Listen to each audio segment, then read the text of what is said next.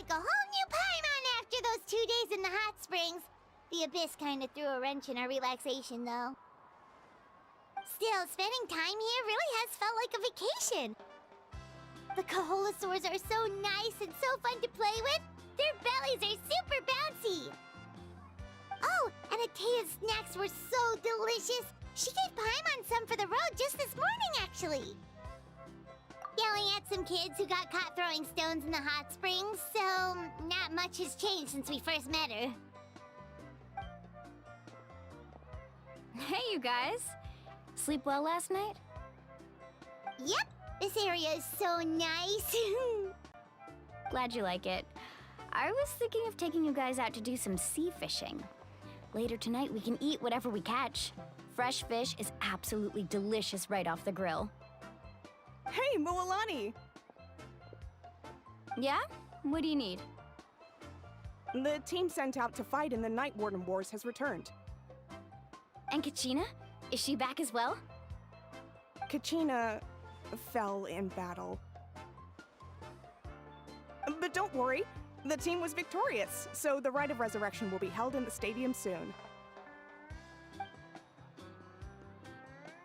That's a relief.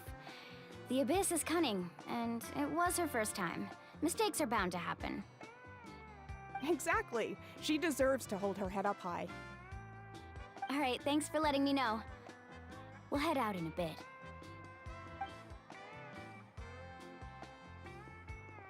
Jeez, she sounded a little anxious there.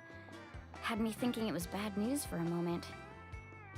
Mualani, you said the Abyss was cunning just now, but it seems like the Abyss just wants to destroy everything. Like, think about all those monsters that attacked your tribe. If there really was some sort of cunning plan, wouldn't it make more sense to send them to attack Kachina and her small team? Not that Paimon wants them to be in any more danger, it's just... Relax, I get it. The Abyss is difficult to understand, that's for sure. At a glance, it certainly seems like the only goal is total destruction. The Abyss isn't a living entity after all, so what capacity for logic or planning could it possibly possess? But through our long history of fighting the Abyss, we've realized things aren't quite so simple. 500 years ago, the Abyss invaded Teyvat. You know about that, right? That's right. Khaenri'ah suffered greatly during that time. But so did every other nation in Teyvat. And Natlan was the worst affected of all. It took the combined efforts of the then Pyro Archon and heroes from every tribe to finally repel the Abyss. Even so, the effects of the invasion lingered for hundreds of years, only able to be reversed little by little. Our tribe's waters were contaminated. The Children of Echo's territory was overrun by dangerous sludge surging from underground. Unrelenting black winds tore across the lands of the Flower Feather clan. It was like each disaster was designed for a specific tribe. Exactly. We once thought that the Abyss's desire for destruction was a sort of primal instinct, but its methods are, in truth, marked by intelligence. We now believe the Abyss has invaded the Night Kingdom, and has the capacity to read the memories of this land at any given moment. And that's how it became so dangerous and cunning. Almost like it knows you inside and out. Yes, and that's why we've been unable to fully eradicate it, even after all this time. Luckily, the problems left behind by the Abyss have been successfully addressed by the various Pyro Archons we've had over the years. Now every tribe is prospering and things are looking up. I mean, just look at what we managed to do a few days ago. We totally fought them off.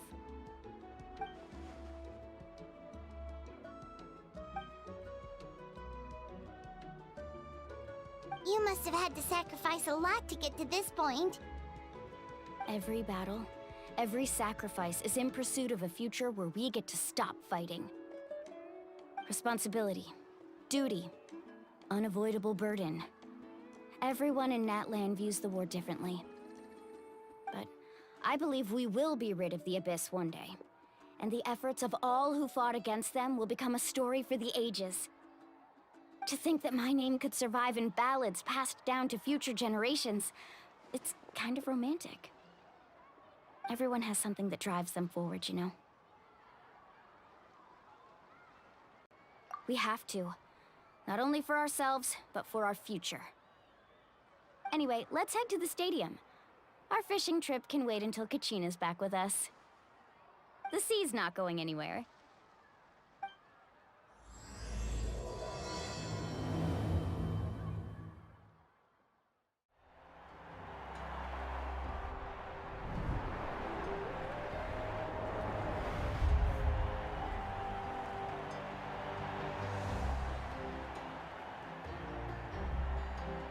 Whoa, this place is packed already!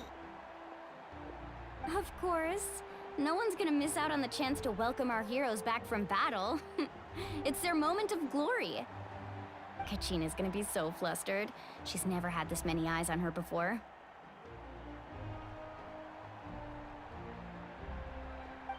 Yeah, she doesn't seem like the kind of person who likes being the center of attention. Looks like I'm just in time.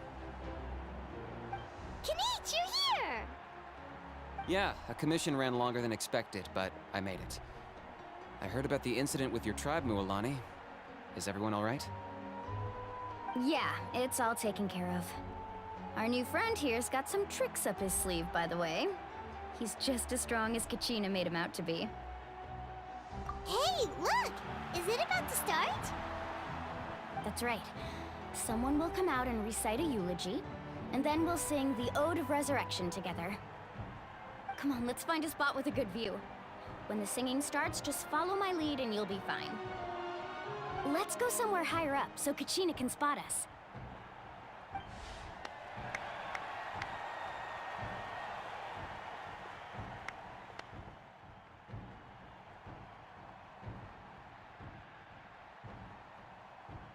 Warriors of Natlan, heed the call of life. We are the inheritors of memory and legend. Those who grew alongside sun and wind.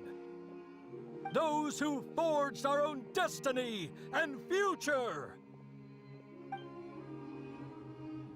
That is Natlan's fire, the lifeblood of our nation.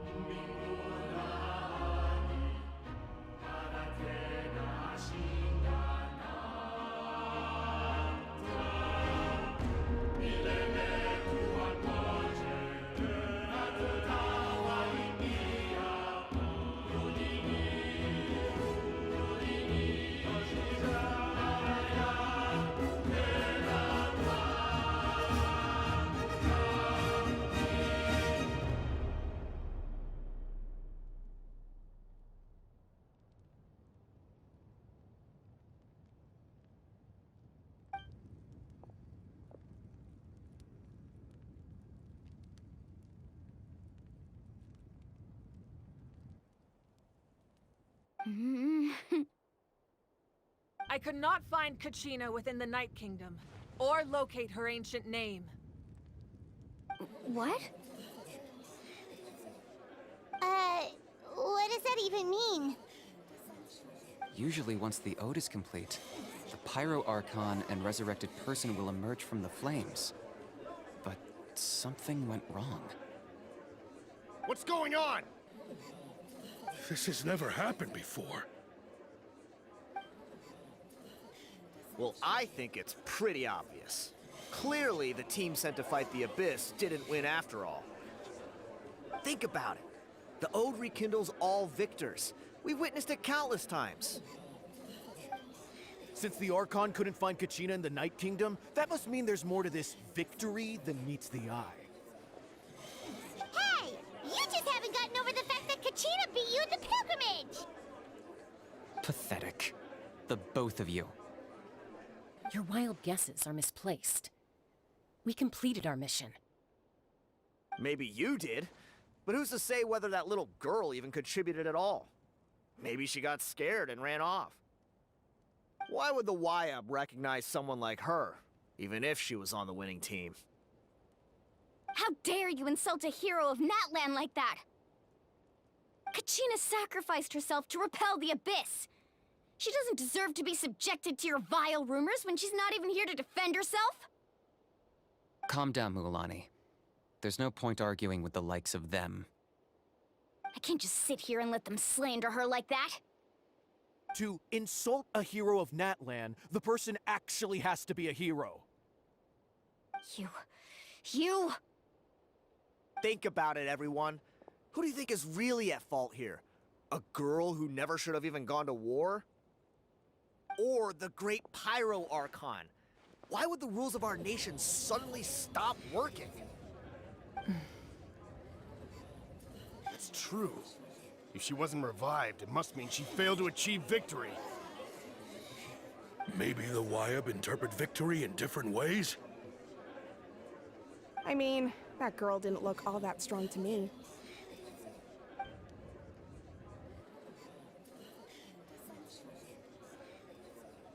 Kachina wouldn't have run! That's not like her at all! No!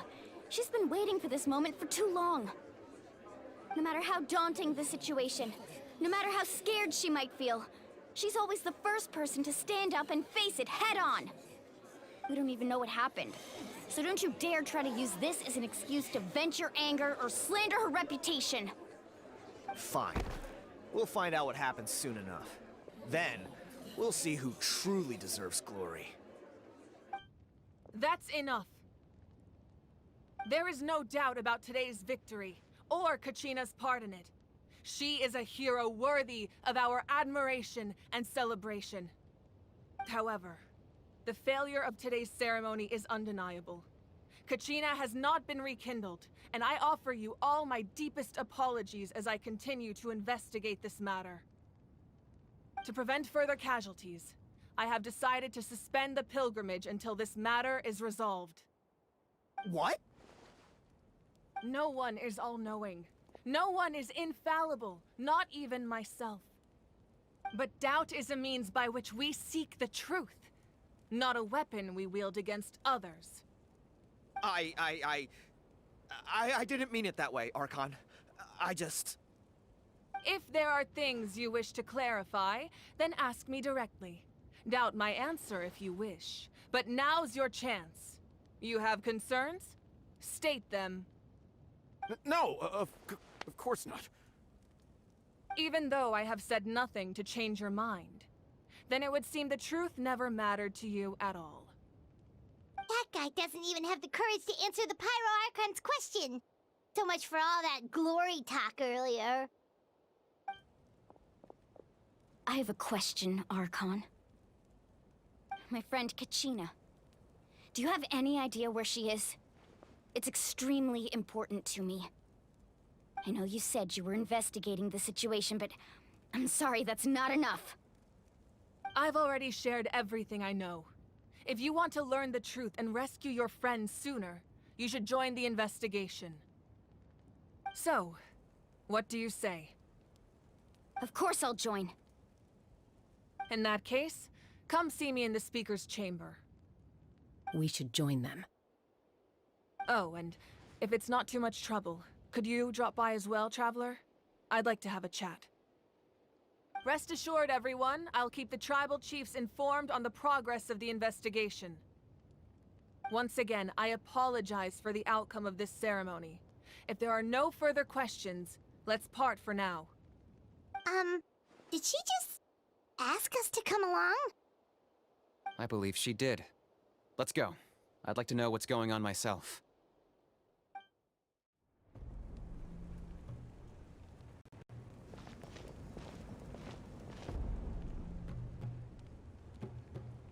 The situation is urgent, so I'll get straight to the point. Kachina is undoubtedly a hero of Natlan, and I'm deeply sorry this happened to her. There's been unrest in the Night Kingdom, but I don't know what's causing it. As a result, I've been unable to track down her location. Until we find and address the cause of the unrest, the Ode of Resurrection will continue to be ineffective. And that means Kachina won't be able to come back? That's correct. Not until the problem with the Night Kingdom is resolved. How long will that take? It's hard to say. Kachina always dreamed of fighting the Abyss, of doing her part to defend Natlan.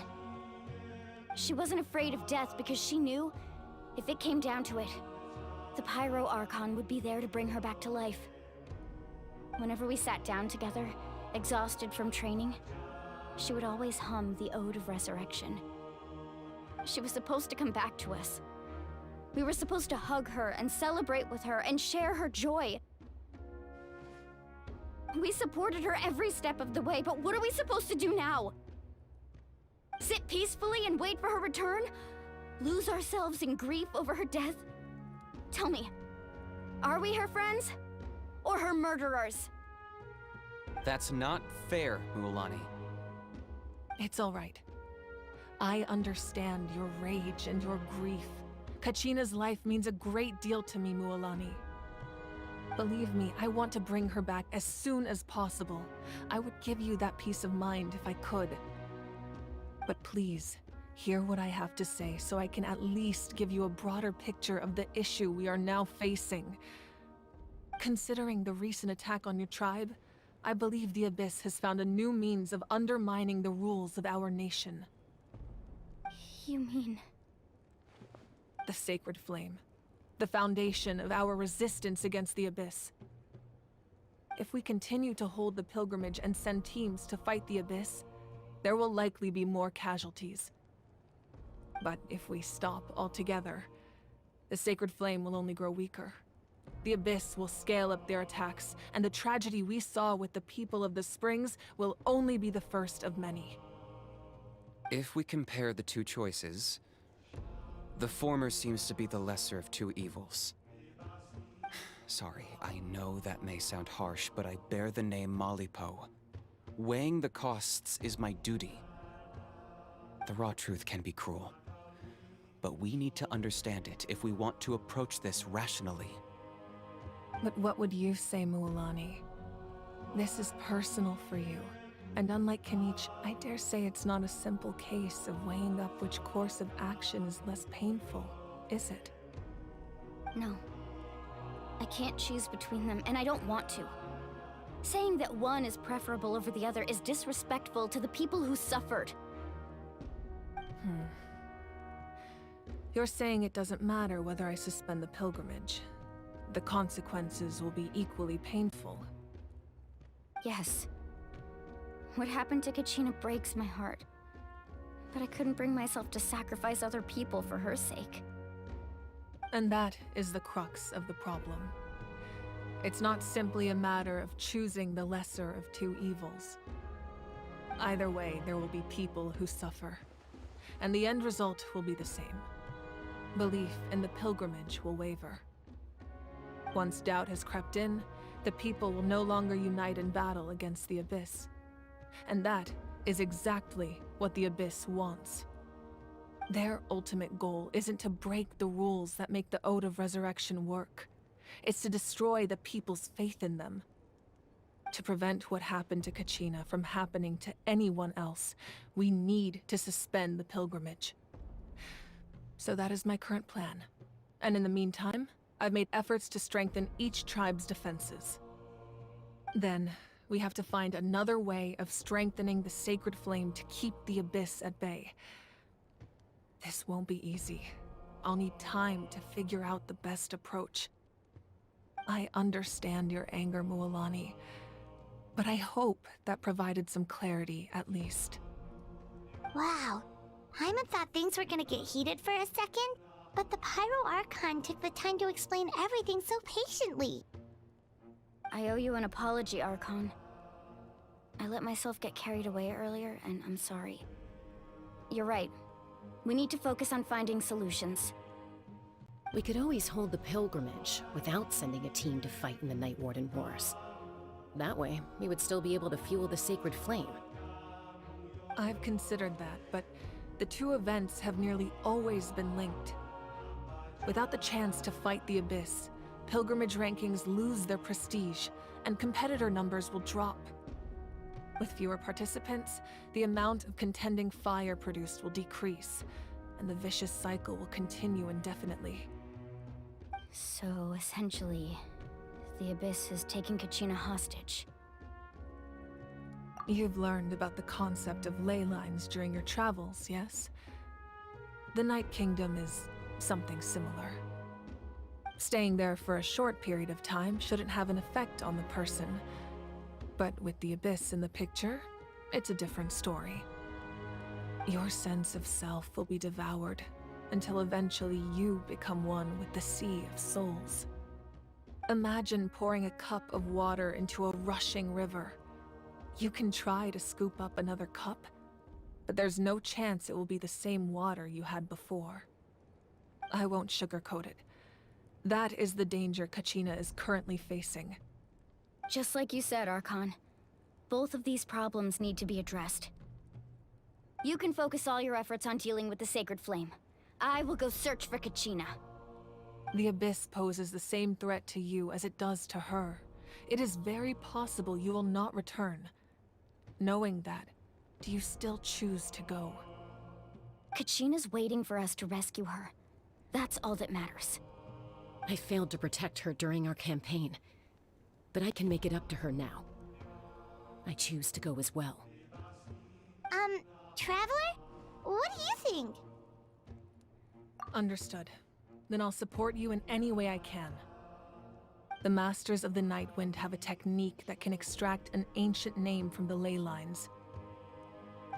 If we can find Kachina's ancient name, I can use the link between them to pinpoint her position within the Night Kingdom. Then comes the hard part. You need to visit the Night Kingdom in person and rescue her. But isn't the Night Kingdom a land of souls? Can we even go there? Under normal circumstances, only the consciousness can enter. But there is a way to go there in person. However, know that the Night Kingdom will attempt to repel you, and the Abyss certainly won't leave you be. That's fine by me. Same here. Fighting the Abyss is nothing new for me. So, Paimon's the only one who's scared? Well, if you're going, Traveler, Paimon's going too. Lali of the Masters of the Nightwind once created an artifact that can be used to communicate with the Wyab. We call it the Spirit Speaker Stone. It was originally used as a ceremonial artifact wielded by the tribal chiefs, but that spiritual quality also means it can be used to search for an ancient name. That was the artifact I delivered to the Scions of the Canopy a few days ago. Didn't think I'd be hearing about it again so soon. Thank you so much for your help, everyone. Your thanks are unnecessary. I will offer you whatever aid I can, but your fellowship and courage are what will truly decide the success of this operation. Besides, you're the ones helping me. I can only focus on one thing at a time, after all. Traveler, I certainly didn't expect our first conversation to be so serious.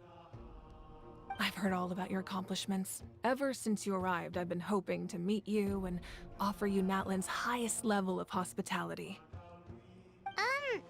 Why? Why? Is that not what happened in the other nations you visited? Yeah, things were pretty complicated at the start. And, you know, in the middle. But our reputation's solid nowadays. That's more like it. After all, I've heard you're someone who transcends fate. Perhaps even more than you can imagine. But we can talk about that some other time. Ideally, this would be the perfect night for a drink and some musical ambiance. But there are important things to be done. Oh, I almost forgot. Atea was wounded in the fight against the Abyss. She wanted us to give this to you. It embodies fond memories and my strength of will. That's what she asked us to tell you. She said you'd know what that means. I didn't think this day would come so soon. The flames of her life force. I can feel them flowing within the talisman. If things were different, the two of us could have enjoyed the hot springs together while she gave this to me in person. We're supposed to be hot spring buddies after all. But don't worry. This talisman means a great deal to me. I'll take good care of it, and once this is all over, I'll pay Atea a visit.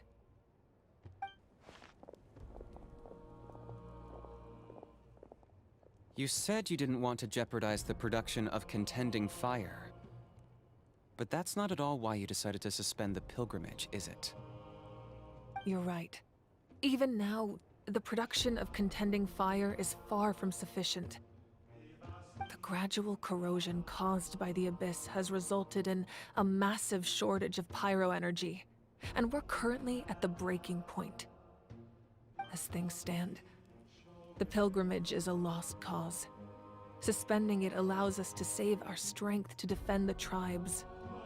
The Abyss has brought catastrophe to Natlan, and Kachina's disappearance in the Night Kingdom is a direct consequence of that. We can't let the general public know that. No. If the public learned that Natlan's destruction was close at hand, there would be immense panic. But if I said nothing at all, they would have continued to question the integrity of Natlan's heroes. Another simple choice. The latter was clearly the better solution.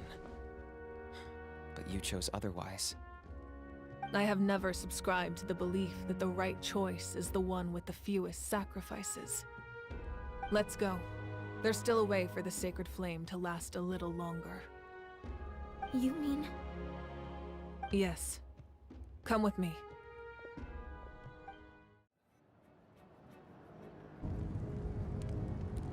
The sacred flame must never go out. Not only does it strike fear in the Abyss, but it's also the pillar of Natlan's stability.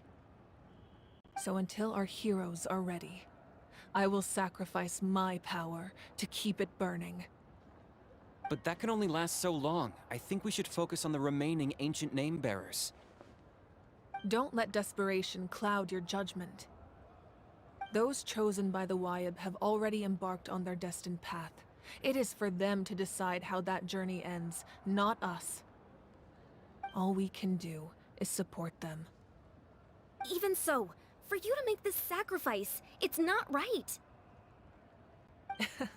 If not me, then who? No other is capable of sustaining the sacred flame. I possess great strength, but I'm not above my people. This is part of my duty.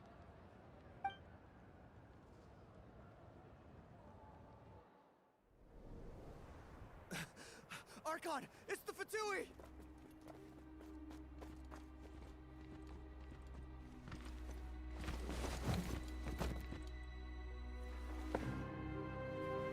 The Archon of Natlan. A force to be reckoned with. The secret of the ley lines is no secret to me. Long have they been destined for ruin. And since the oath made 5 centuries ago remains unfulfilled, what use is the Gnosis in your hands? I don't know what you mean. But it sounds like this is about more than the Tsaritsa.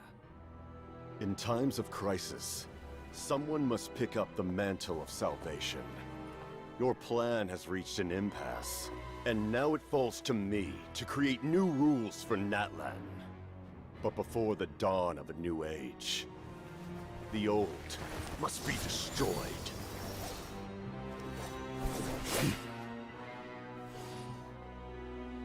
I assume that's the end of your speech? Good.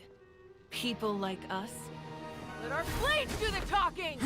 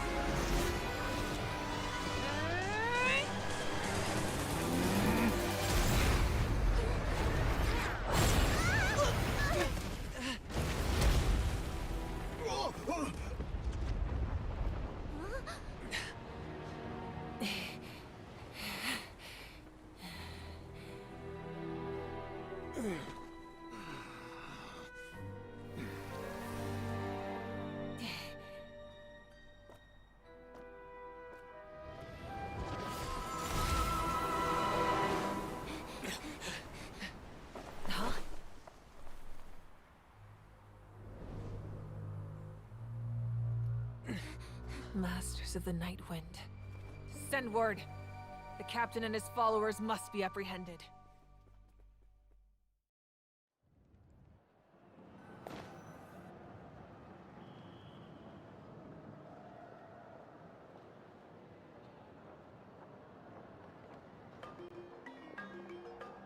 Are you alright, Archon? He was a formidable opponent. Exactly what I would expect from the first of the Fatui Harbingers. I never imagined someone could match you in combat. If the Tsaritsa sent him here, why would he bring up what happened 5 centuries ago? Yeah. And how much does he know about Natlan? The Harbingers are all driven by their own personal goals. The only purpose that unites them is collecting the Gnosis. But I'm sure the captain has his own reasons for being here as well. Whatever his motive, we should shift our focus to the Fatui. If they attack again, and we're not prepared, we're done for. No, we're running out of time. The wound I inflicted should hold him back and weaken him for the time being. Besides, I'm sure you noticed, the power that came to his rescue just now came from the Masters of the Night Wind. In other words, there are traitors among us. Not necessarily. This could prove to be a very valuable turn of events. When we exchanged final blows, I sensed an unusual presence within him. I'll need to investigate further. Kanich, go to the Masters of the Night Wind and look into who could have aided the captain. Speak to Lali. She should know. Of course, I'll head out right now. Do you still intend to... Yes, but fear not.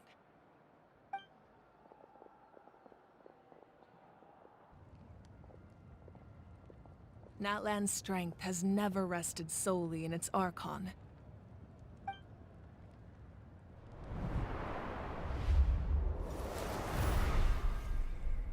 Together we foresaw the only path that leads to our nation's future.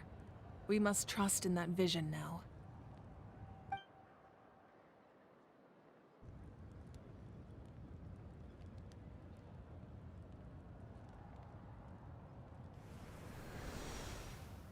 Is everything okay, Archon?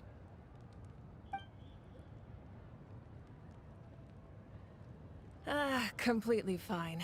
Just lamenting the fact that I never got a picture when I could still turn my hair into flames. Too late now. I just hope the others have a safe journey.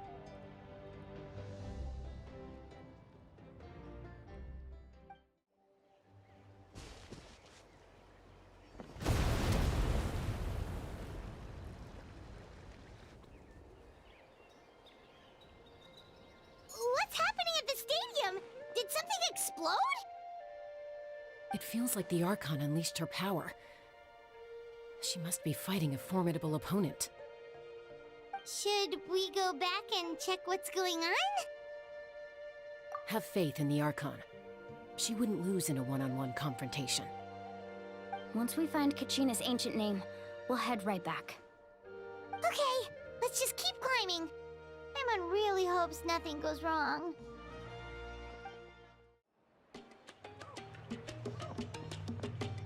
Chaska. Nice to see you again, Wyna. I'm afraid we don't have time for pleasantries, so I'll get right to it. We're here for the Spirit Speaker Stone. Whoa, hold on a second.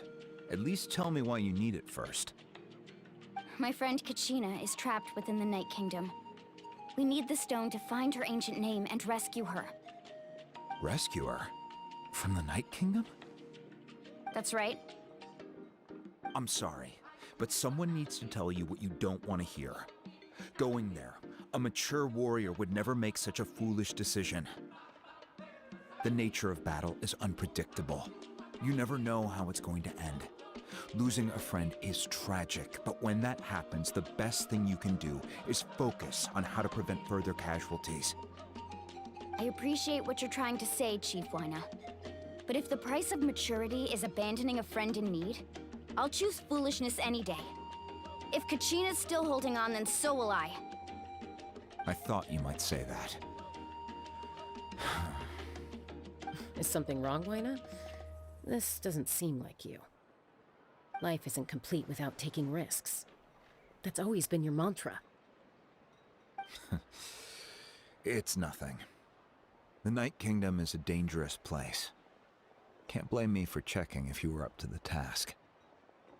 If you're that determined, far be it from me to stop you. Here's the stone. Keep it safe, okay? It's not like we have a spare. Thank you. Huh. Seems like you two go way back.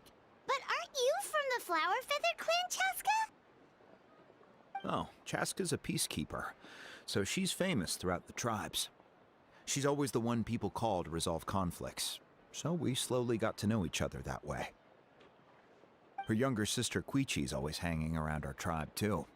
She's helped us out a lot in the past. Oh, you have a younger sister? Yes, I'll introduce you to her sometime. But let's get back to business. Wyna, how do we use the stone? As you probably know, your intended destination is completely different from the real world. The Night Kingdom is like a river flowing with concepts, and the ancient name you seek is like a tiny fish swimming downstream. In that sense, the stone is like a fishing boat drifting down the river, but the boat alone isn't enough. You need a fisherman experienced enough to steer it in the right direction.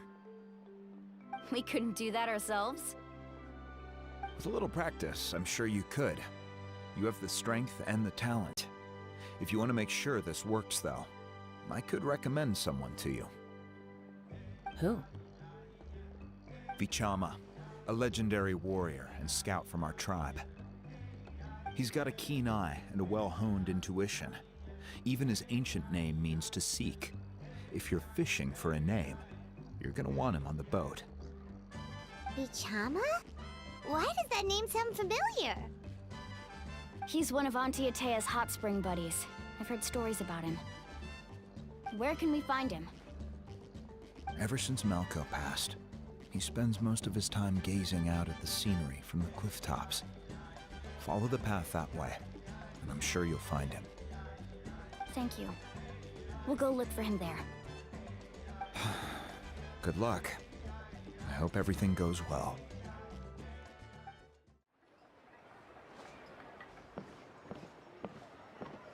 Someone admiring the scenery from the cliff tops. Ah! That must be him! Hello there, are you Vichama? That's me. Did you need something?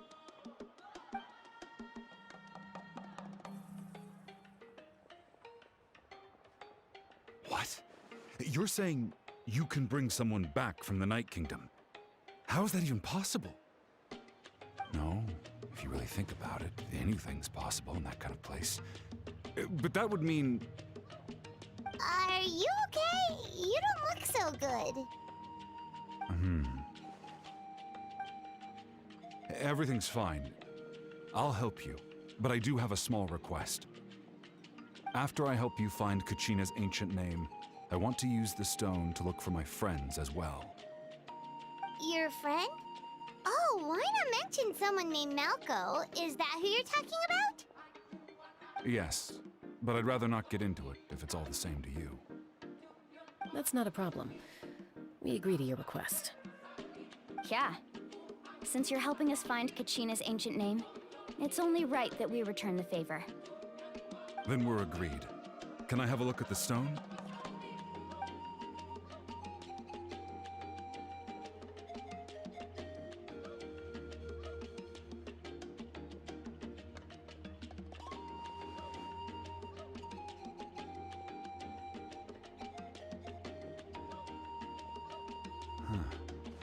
I see.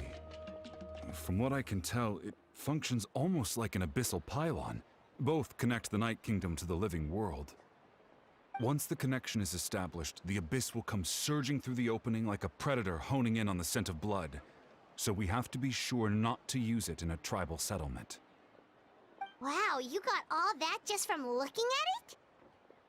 I just picked up on the basics, really. I still have no idea why it works. You said someone named Lali invented this. They must be a genius. I'll go find an open area and start setting things up. In the meantime, I need you to get 2 things for me. We'll go right away. What do you need? First, I'll need some hook ropes. Pretty much every store around here carries them, so no need to go anywhere special. Oh, and I need to build a net out of them, so make sure you get a good amount. Wait, are you saying you're going to use a real net to catch Kachina's ancient name? How does that work when one's tangible and one's not? By creating something tangible in our world, like a net, we can create a connection to a corresponding concept in the Night Kingdom. Basically, I'm going to use the concept of a net to catch something equally intangible, an ancient name. Oh, I see. What about the second thing you needed? Right. I need 2 chunks of obsidian. Once we bring the ancient names into our world, we'll need a place to store them. Normally, you can only get obsidian from the Children of Echoes, but I heard there's a traveling merchant from that tribe around here somewhere, so maybe you can try your luck there. Gotcha! Alright, let's split up. See that clearing? Let's meet over there when you're done. Oh, and you can send someone with me if you want. In case you're worried I might take the stone for myself. What do you think, Chaska? There's no need. Lena spoke highly of you. That means you're trustworthy. I appreciate it, even though that doesn't mean much to me anymore. Anyway, it'll take some time to set everything up, so no need to rush. I'll see you in a bit.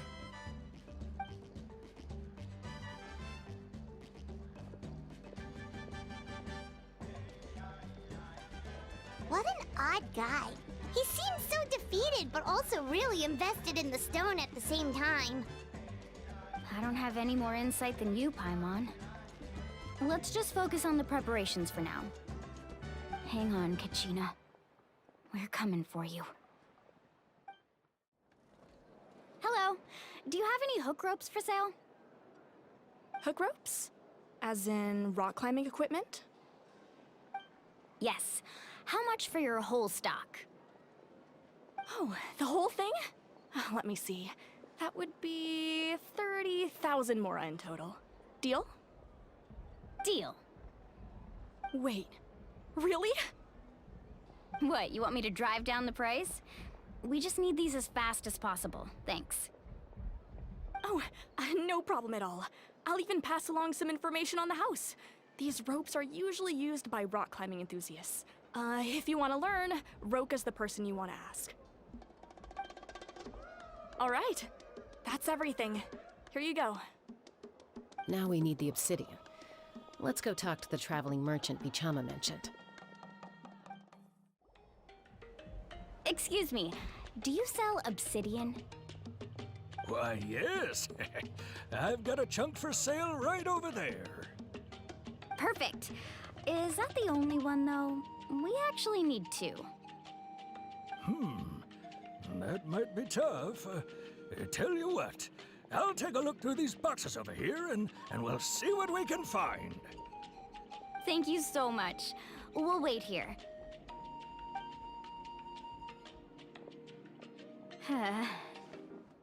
Relax. Everything's going according to plan. I know, it's just... I could tell Vichama feels the same way about his friend that I do about Kachina. I hope this chunk of obsidian isn't the only one. Kachina always carries all sorts of shiny stones with her. If I was the one trapped in the Night Kingdom, she'd have a whole pile of obsidian ready in a heartbeat. Well, would you look at that? I did bring an extra. Here you go, young lady. How does it look? Perfect! Thank you. How much do I owe you? If you hadn't shown up, these stones would have just sat here collecting dust.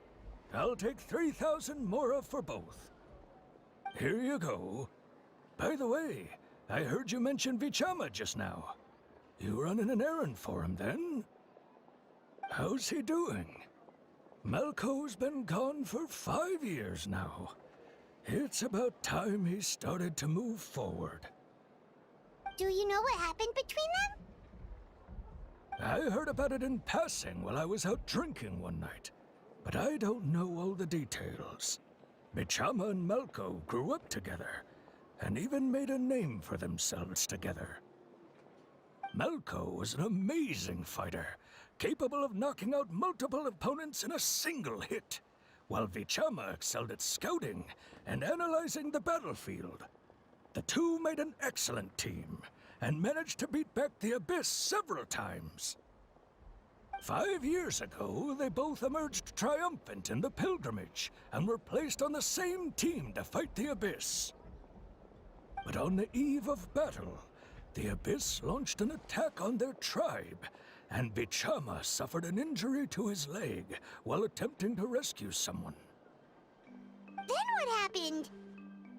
The team agreed that he couldn't fight the Abyss in his condition. Vichama didn't argue. He knew going to the front lines with an injured leg would make him a burden in battle.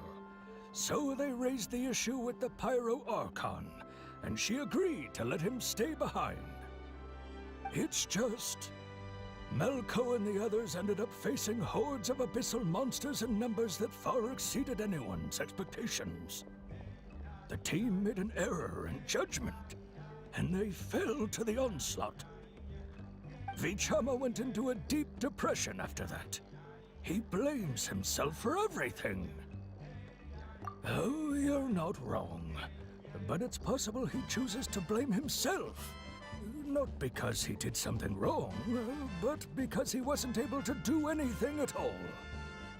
I've tried convincing him to move forward, to stop dwelling on the past.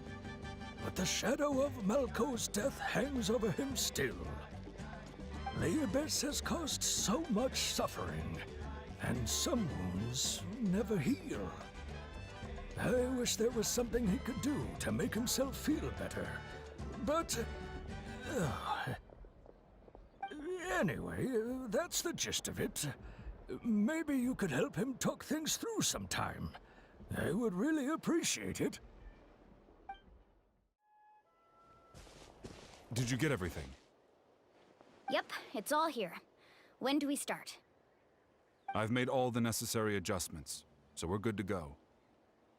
As agreed, I'll help you find Kachina's ancient name, and then you return the favor. Go ahead.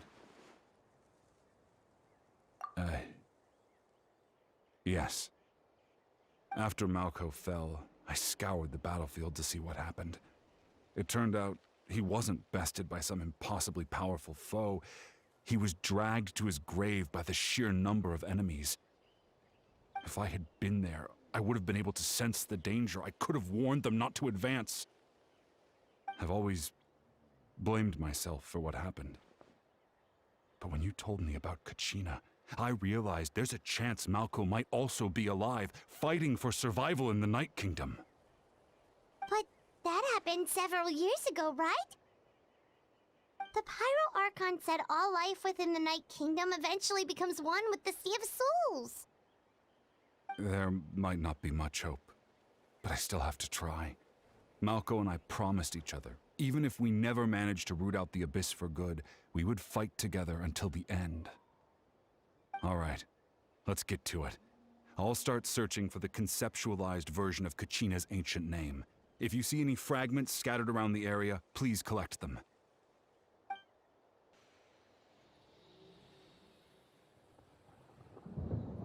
Make sure you prepare yourselves for battle.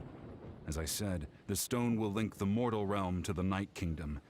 The Abyss will likely emerge in response. This power. Hanging in there? Malko. No! Why can't I find him? Why? We can't wait any longer. Pull him away from the stone, Mualani.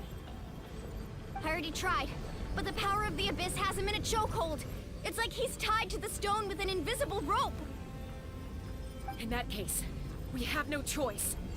I'm sorry, Seat Lolly. Get back! Chaska, wait!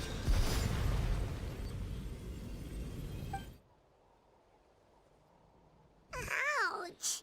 What happened just now? It looked like the Spirit Speaker's stone was... The stone's power was spiraling out of control. The only way to stop it was to destroy it. You were all caught in the shockwave of the explosion. You might feel dizzy for a while, but that's normal.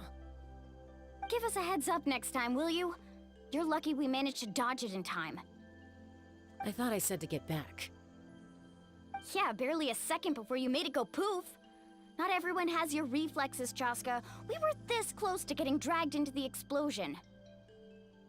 Okay, I'll be more careful next time. At least Kachina's ancient name is still in one piece.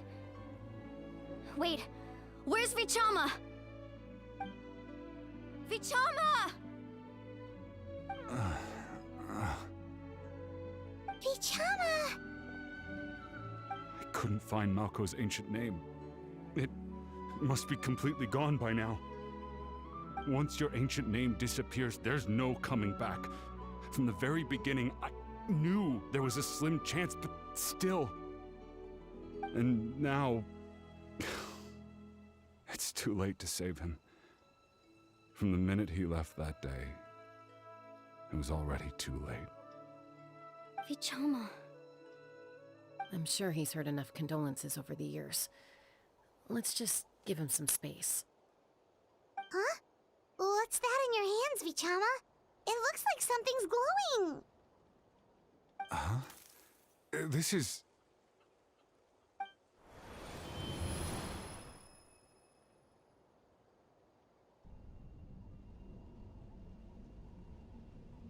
Hey, Malko. Got any strength left? Not enough to swing a sword, but to say a few last words. Sure.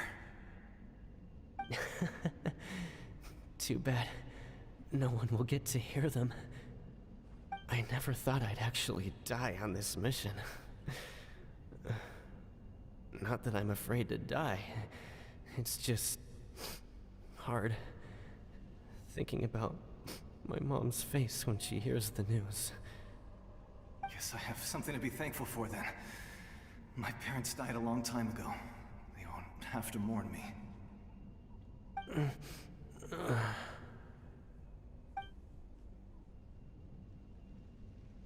Pisak! Always had to beat me at everything, didn't you? Right to the end, you were never one for goodbyes.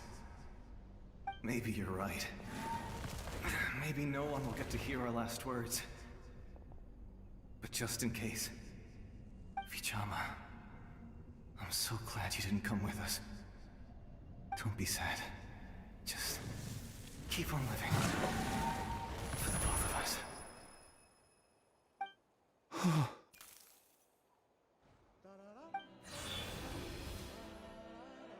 Was that a memory? Seems like we were able to salvage something after all.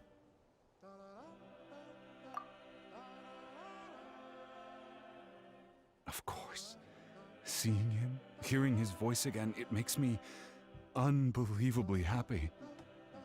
But it also brings with it an even deeper pain. A deeper pain? Why? Malco was always the type to put on a brave face. But in that memory just now, his hands were shaking, and his smile was forced. For all these years, I regretted not being able to fight alongside him to the end. And now I know, at the end of his life, he was thinking the same thing. Vichama. I'm fine. Actually, I heard Chief Wyna wasn't really on board with your plan to go to the Night Kingdom. When you asked for my help, I hesitated too. I knew helping you find your friend's ancient name meant leading you one step closer to danger. But I also understood why you had to try. Everyone has regrets in life, but not everyone gets the chance to make up for them. Once allowed to fester, guilt strips us of our most valuable qualities as warriors. In that sense, we might as well choose the braver path from the very beginning. If I could do it all over again, I would have followed Malco to the front lines no matter what. Even with an injured leg, there were still things I could have done. That way, even if the outcome stayed the same, I still would have fought alongside him to the end. There are critical junctures in life, and if you don't seize the chance to act, there's no going back. That's something I had to learn in hindsight. But you're still at the crossroads of your journey, so I hope you can walk away without regrets. Thank you, Vichama. I feel even more determined now. Kachina will come back to us. I'll make sure of it. I promised I would find her, and I intend to keep that promise. That's good to hear. Strange. My body, it's...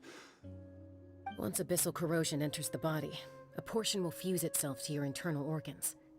Even though the Traveler possesses powers of purification, the corrosion can never be fully eradicated. Thanks to him, though, you were only briefly exposed. Slowing your breathing and controlling your emotions should help you keep the symptoms in check.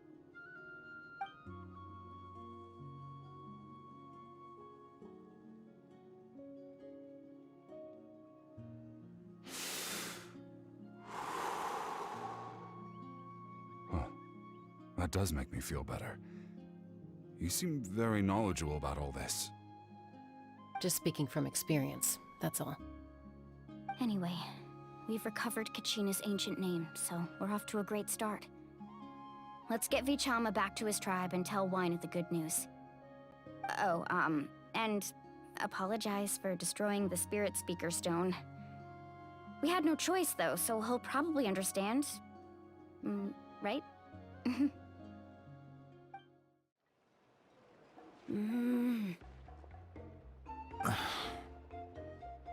Koichi, are you really gonna just stand there like that? I don't know what you want from me.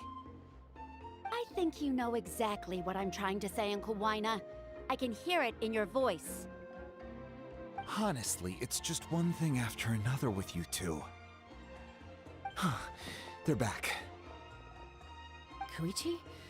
What are you doing here? don't play dumb with your own sister. You know exactly why I'm here. My apologies, everyone. I just need to borrow Chaska for a few minutes. You come with me.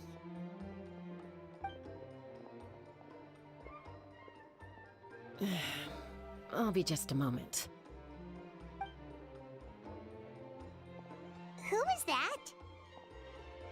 Koichi, Chaska's younger sister. Although the two aren't actually related by blood, it's kind of a long story. It's not really my story to tell, but I guess it's not a secret. You see, Chaska was actually raised by cuckoo sores. She was afflicted with a rare disease when she was a child, and abandoned in the wild as a result. The Abyss found her out there, all on her own, and tried to devour her. But in the end, all that did was trigger her will to live. That strength of will pushed her to survive, but it also planted a seed of conflict within her. Eventually, she was adopted by the cuckoo sores. Wherever they went, she followed, getting into fights right and left. For some reason, Paimon can totally imagine that.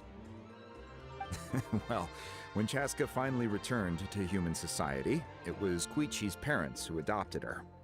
At the time, Chaska still had a habit of getting into fights, so Koichi was always taking her around, apologizing to everyone. Ah, I remember those days. One of those fights was definitely with me. But, you know, kids. You're fighting one minute and your friend's the next. Eventually, she found a way to rein in that desire to fight. And now she's who people call to resolve conflicts.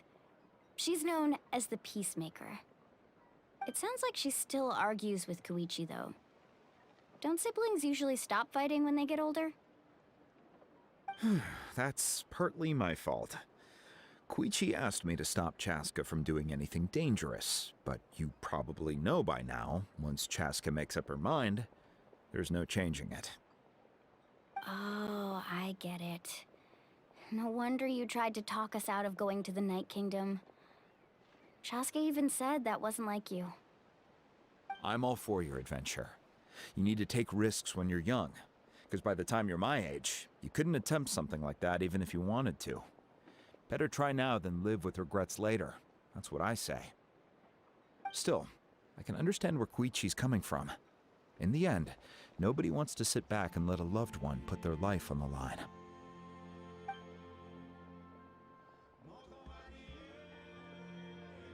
All right, it's just the two of us now. You have 1 minute to explain yourself. I don't have anything to say. You don't have to approve, but you should know I only do what's necessary. That attitude is exactly the problem. It's like you don't care. You try to sneak off to the Night Kingdom behind my back and then play it down as if it's just a trip abroad.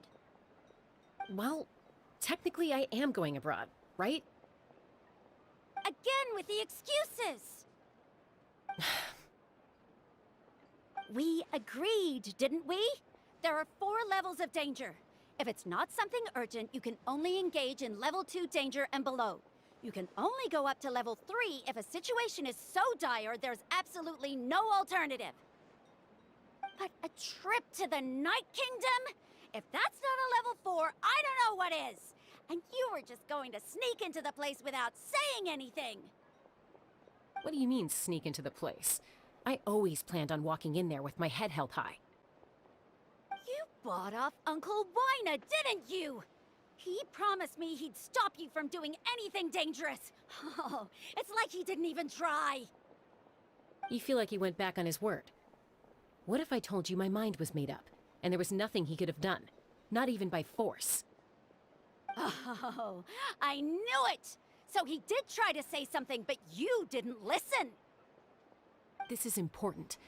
If you were in my shoes, you'd make the same decision. You don't know that?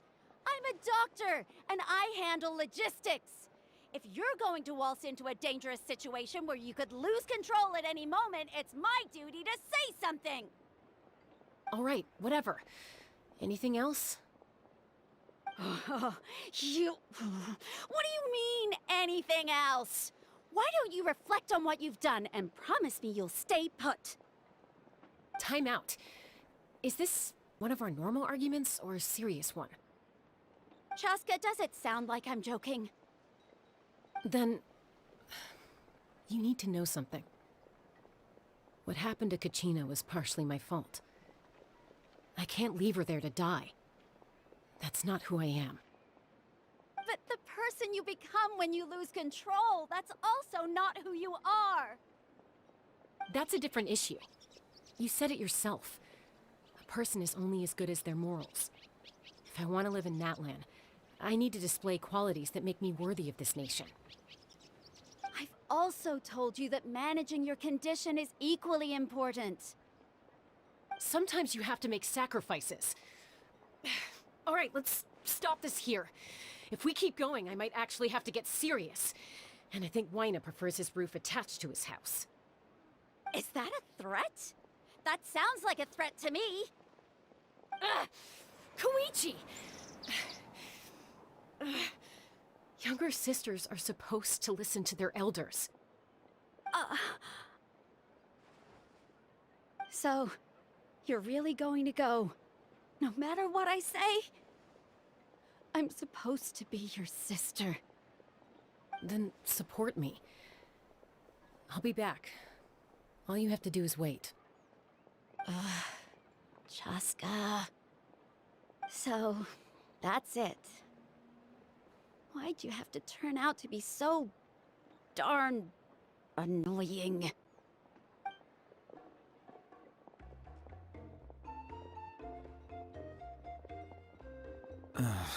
You two are something else. Something you wanted to say?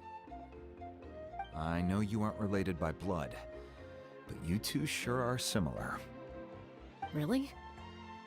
You know, I said that very thing to Koichi not too long ago, and she reacted the exact same way, down to the very tone of voice. It's not my place to get involved, but I will say this. Try to spend a little more time with your sister. You're tough kids. That doesn't mean you have to go it alone. Thank you. Anytime. All right. If you're done with the Spirit Speaker Stone, you might as well hand it over. According to Kinich, it's an important ceremonial artifact, so it'd be safer to keep it with me. About that... If only Tone Deaf Bard was here, he could have repaired it just like the Holy Liar. It might be in a few more pieces than you remember. Huh?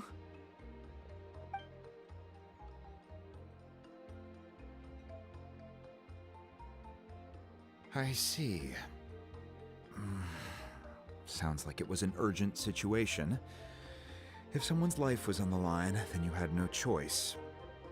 Still, Citlali's going to be a nightmare to deal with now that you've broken her stuff. I'll explain everything to her later. Stay safe out there in the Night Kingdom, okay? I'll wait here for your safe return.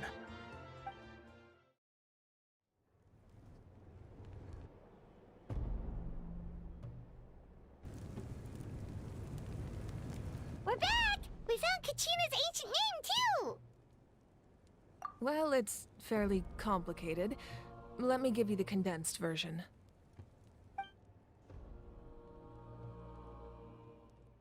The Fatui again? We can't go anywhere without them causing trouble. But what if the Fatui finds out you've lost your power? Won't they try to take advantage of the situation?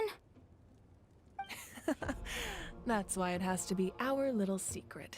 No one else can know, or we're asking for trouble.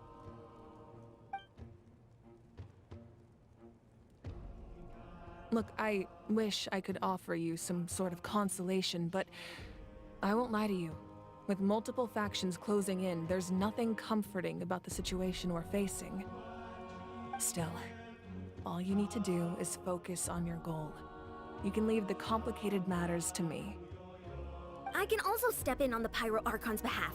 There's a limit to what I can accomplish, but I'll help you however I can. There's no need to be so modest, Yan-san. Your incredible strength has long been a well-known fact. You're the pride of your tribe. Archon, I'm sorry about before. You have so much on your plate, so much that you have to worry about. But all I could do was focus on my own feelings. You have nothing to be sorry about.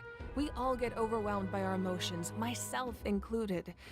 Your reaction to Kachina's disappearance, I understand that feeling very well. Well, now that we have Kachina's ancient name, let's go track her down. Follow me.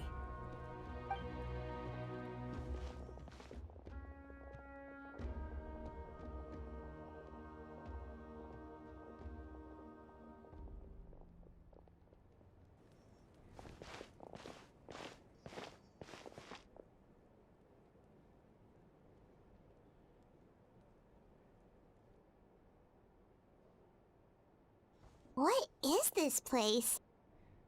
Hey, isn't that Atea's talisman? Good eye. This is where I store all the various mementos I've collected. Whoa. I've never seen this place before. There's so many things in here. It looks like there are items from every tribe. Collecting them must have taken a lot of effort. I suppose you could think of it as a hobby of sorts. In Natlan, everyone grows up listening to the stories of heroes. And physical items do a far better job of preserving those stories than our own memory. Now, I still have some preparations to make for the ceremony, so feel free to take a look around in the meantime. If you're curious about an item, I'm more than willing to tell you about its origins. Alright, we'll have a look. Hey, there's a fishing rod here. It must have belonged to the people of the springs. That's right. It belongs to a legendary fisherman named Matavaru. I have his entire set of fishing equipment, actually. He and I met in a tavern. He told me about a particular kind of giant fish and his meticulous plan to catch it. In his eyes, I saw a hunger and a strong fighting spirit. To him, the sea was the battlefield upon which he staked his honor. So, did he do it?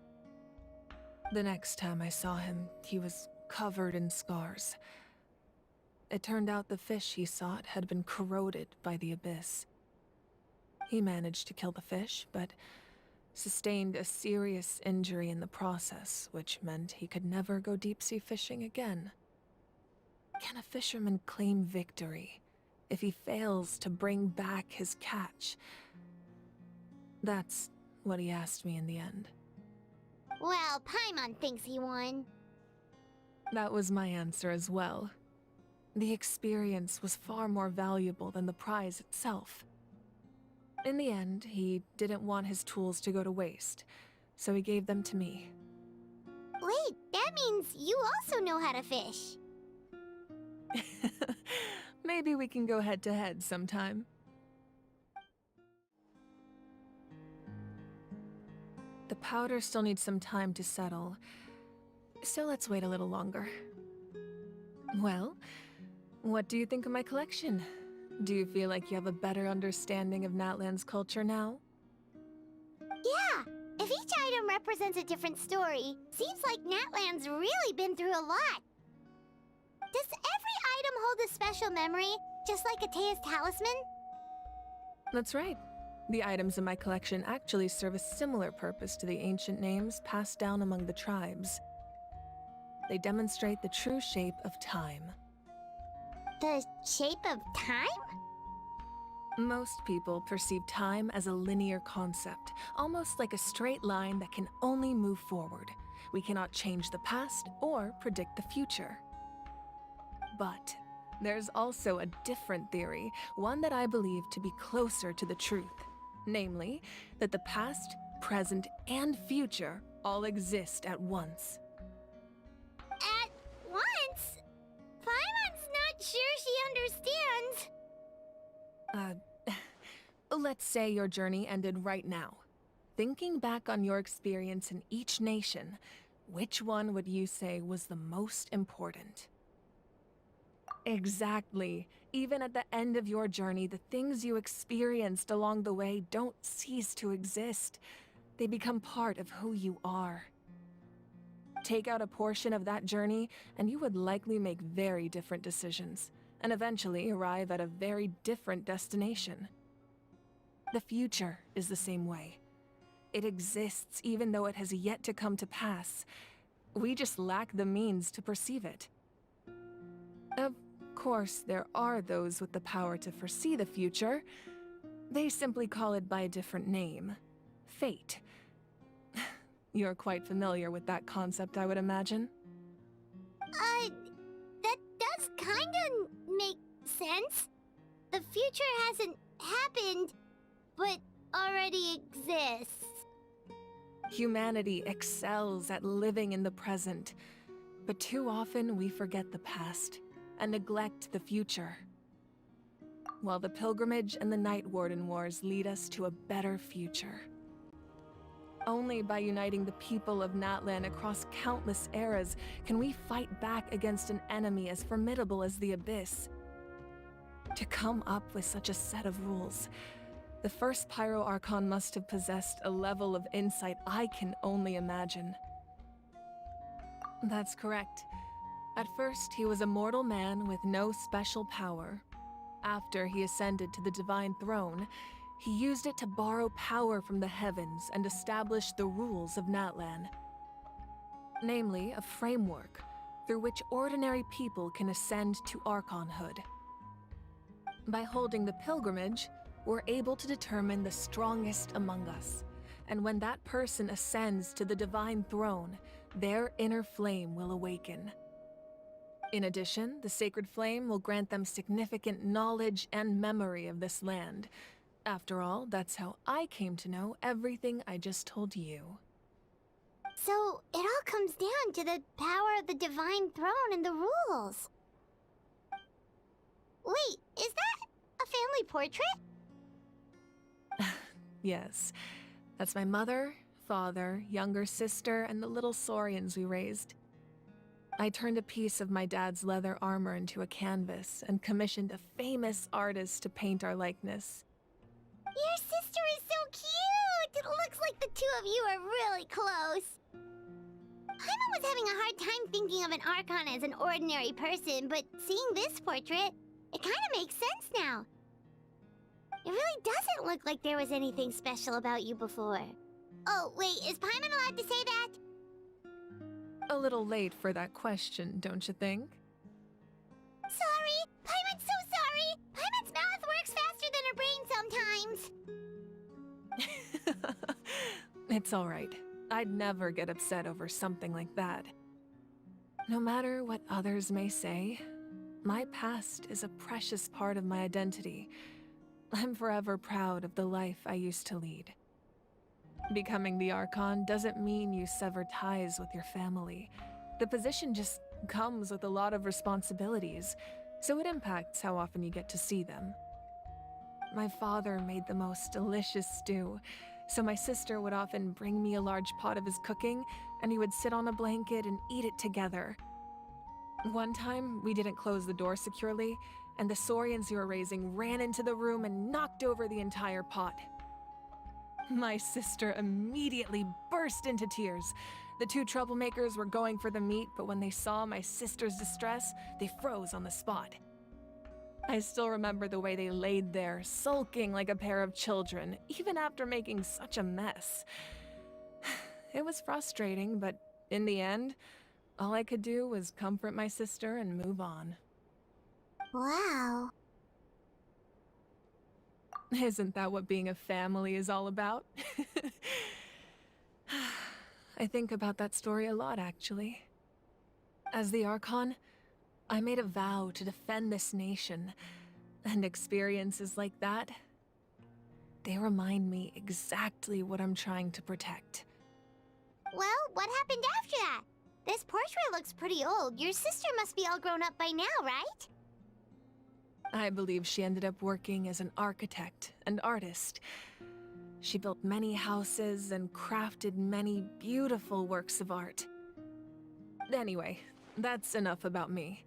Now that the powder is settled, we can begin. Ian-san, Mulani, Chaska, over here please. Place the ancient name up there, and then we'll begin.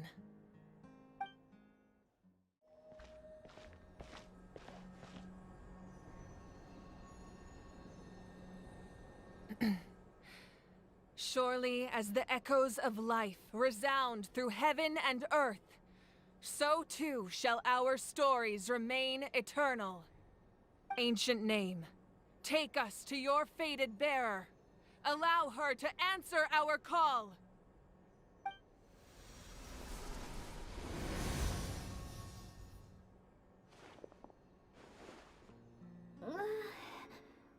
Am I hallucinating again?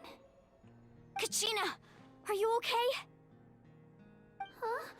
I'm not seeing things, am I? Is the Abyss playing tricks on me again? It's okay, Kachina. It's just us. We're trying to find a way to bring you back. Everyone, you have to listen to me. I've been investigating the Night Kingdom this entire time, and I figured out what's wrong. The Wyab is being affected by the Abyss. I was waiting for the Wyab to send me back, but then this really strong monster came in and it almost killed me. The Wyab saved me, even though its power is weakening, so I've been hiding from the monsters while trying to find a way to help. The Night Kingdom has become a huge mess, though. I keep hearing these awful sounds and seeing really horrible things. Don't listen to those sounds, Kachina. The Abyss is trying to strip you of your sanity. All you need to do is stay safe and wait for us. We'll be there shortly. It's okay. I feel so much better now that I've had the chance to talk to you guys. You don't need to worry about me. I've never been strong or special at all, really. So I don't blame anyone for forgetting about me or leaving me behind. Just knowing you care is more than enough. I'll find a way back. You don't have to put yourselves in danger to come rescue me. You're always like this, Kachina. Now's not the time to act tough. We're coming for you, and that's final. I don't know what lies the Abyss has been feeding you, but I'll tell you something right now. Nobody here sees you as a burden. You're a victor of the Night Warden Wars, a hero of Natlan. All you need to do is wait for us to rescue you, and you'll get all the applause and recognition you deserve.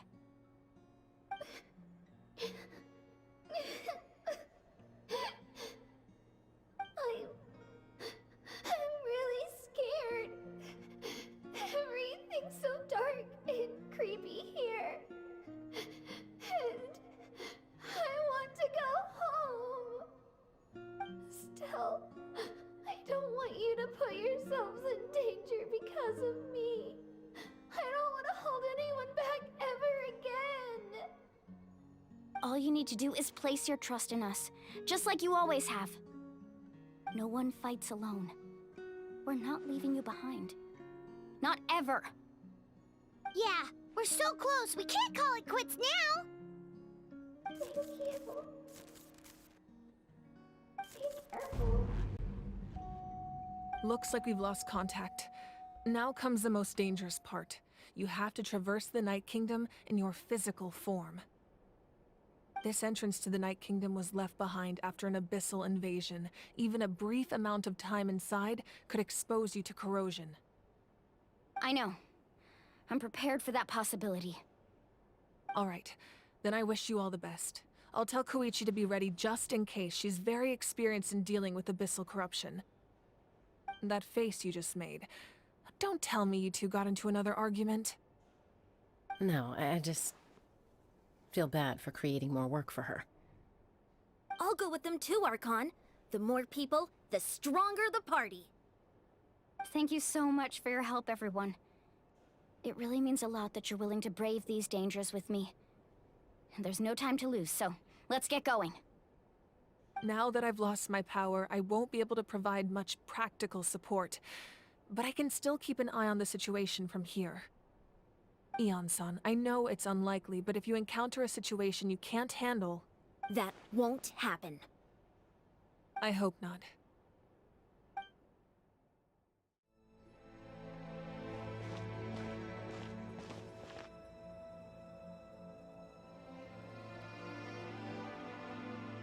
So we're underneath Natlan right now? It looks nothing like Paimon was imagining. That's because in the distant past, Natlan was home to an incredibly advanced civilization ruled by dragons. Humans only established their own society after the fall of the dragons. So these are Saurian ruins? Wait, you mean like the elemental sovereigns? They had their own advanced civilization? Yes, a really long time ago. Very few records have survived until now, so no one really knows what the devices here are for. These ruins have been abandoned for a long time, but with the recent increase in Abyss activity, the installations around here have somehow been activated again.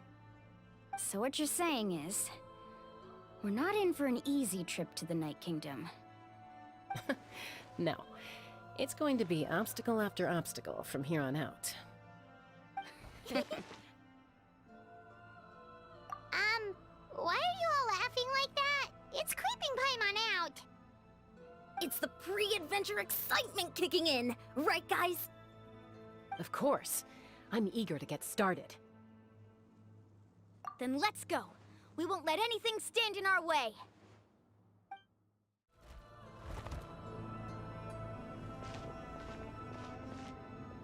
This must be the entrance the Pyro Archon told us about.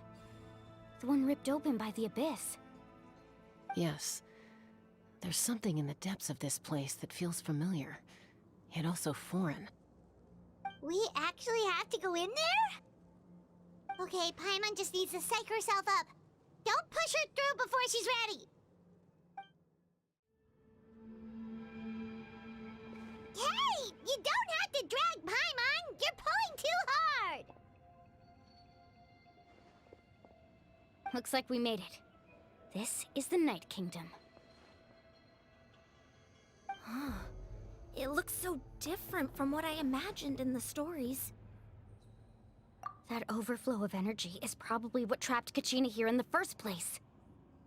From this point forward, everything we know about the real world no longer applies.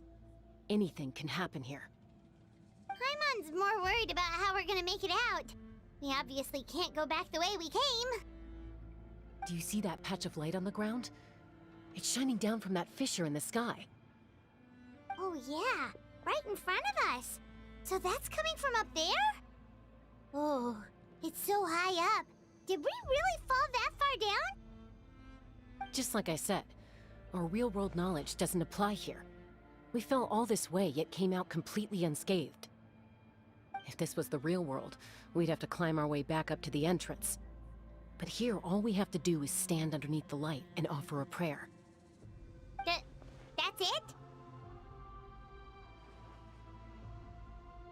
You really think that little of Paimon? That's not even why Paimon asked! So that means all we need to do is find Kachina and bring her to this location. Exactly. This light is streaming in from the real world. It's a link between the two realms. The terrain looks difficult to navigate, and the visibility's not great either. How are we supposed to find Kachina in these conditions? Yeah, these floating black things don't look super friendly either. Those are all manifestations of abyssal power. Be careful. Ghost! A talking ghost! Calm down, I'm here to help. You're the ones who helped Vichama, right? Yes, I'm Vichama's friend, Malko. I was completely lost to this realm until I sensed a mysterious power calling out to me. It's like it was seeking me out, attempting to reassemble the pieces of who I used to be. Of course, it could only do so much. I'm sorry I can only appear before you in this imperfect form. No, we should be the ones apologizing.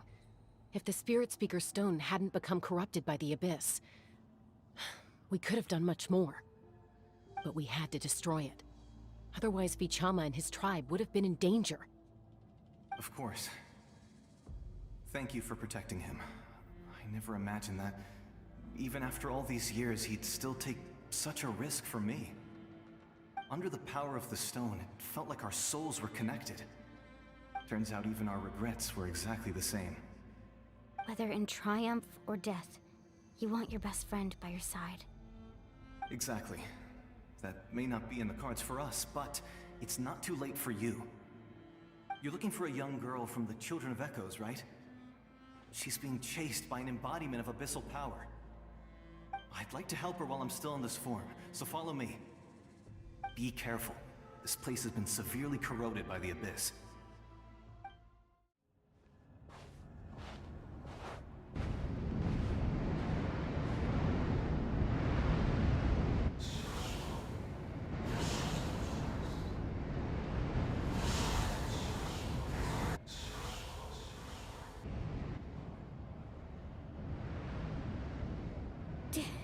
Did you hear that?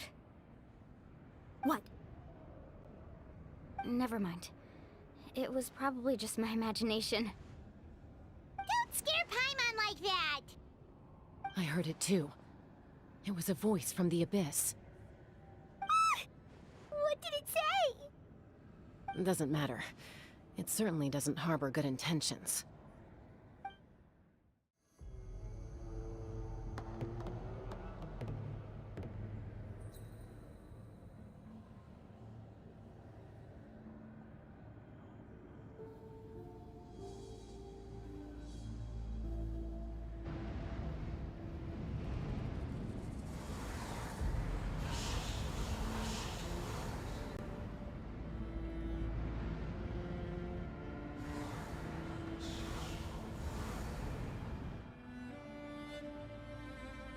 We're here, Kachina!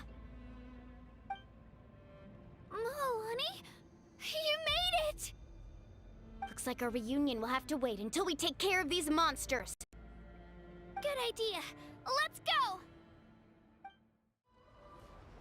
You're here. You're finally here! Thank you so much! That monster can appear from anywhere. It almost caught me a bunch of times. The Wyap's power helped keep me hidden, so I just tried to stay out of sight until you got here. Atta girl. You did so well. And most importantly, you weren't hurt. Should we start heading back then? Actually, I have a request. Will you come visit the Wyap with me?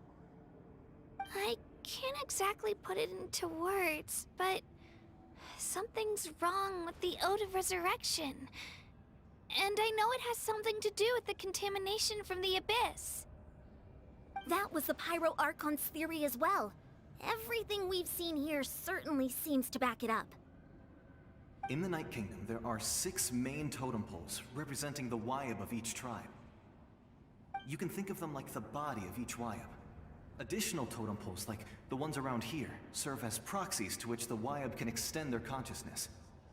There are countless proxies scattered around the Night Kingdom.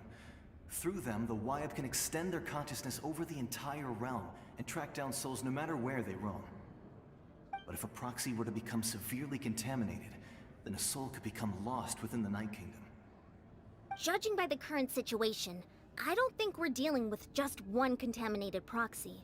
Even if we could drive back the abyssal power from one of them, that probably wouldn't even put a dent in the problem. Still, we can't just leave the Wyap to suffer. It's protected me this whole time. I agree. We might even manage to draw out the monster that's been hunting Kachina. Getting rid of the monster might slow down the deterioration of the Night Kingdom.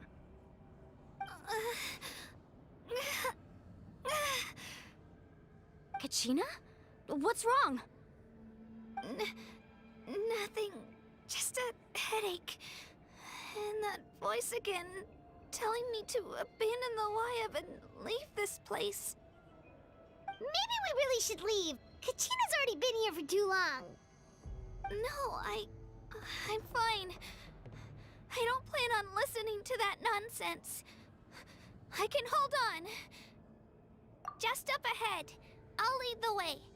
Besides, I can still fight, so please, help me out a little longer. Listen to me, Kachina. We'll come with you, but that's because we want to help the Wyap, not because we have something to prove. You don't have anything to prove either. It's okay if you reach your limit. We'll be there for you. All right. The sooner we get this done, the better. We've already come all this way, so we might as well try to get to the bottom of this. Let's go. This way. I'll stay here and try to stall the Abyss monster. All by yourself? That's too dangerous! It's alright. I may not be as strong as that monster, but I'm definitely more familiar with the area. Besides, I don't have much time left. If you're anything like my friend, I'm sure you're not particularly fond of goodbyes. So go. Achieve your goal, and return to the world where you belong. Thank you for everything. You're a true hero. Thank you. No one fights alone. Wyabb? Wyabb! I'm back! My friends and I are here to heal you. Wyabb? Can you hear me? Wyabb?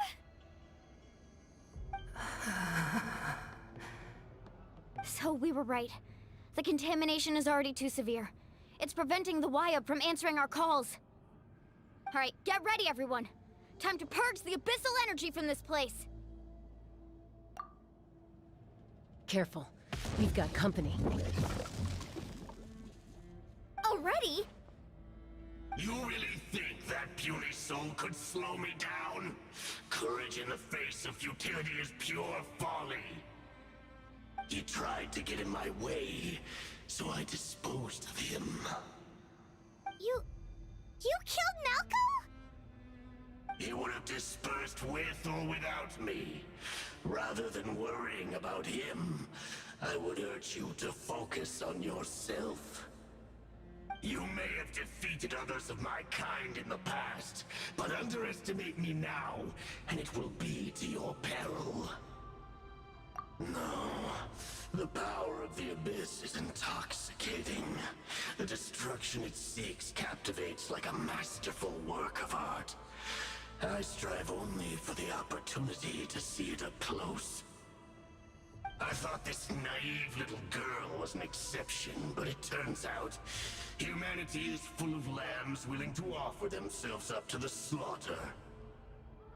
That is the tragedy of your short lives. You understand nothing of all-encompassing power. Ancient names, pride, friendship, all empty ideas invented to give you a false sense of self-worth. They possess no power at all. The Pyro Archon created those grandiose ideals out of pure selfishness. Anything to avoid sharing power.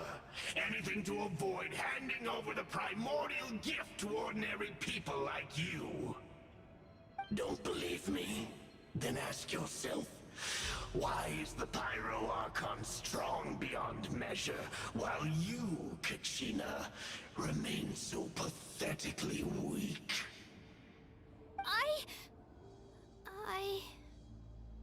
Kachina! Give me your hand.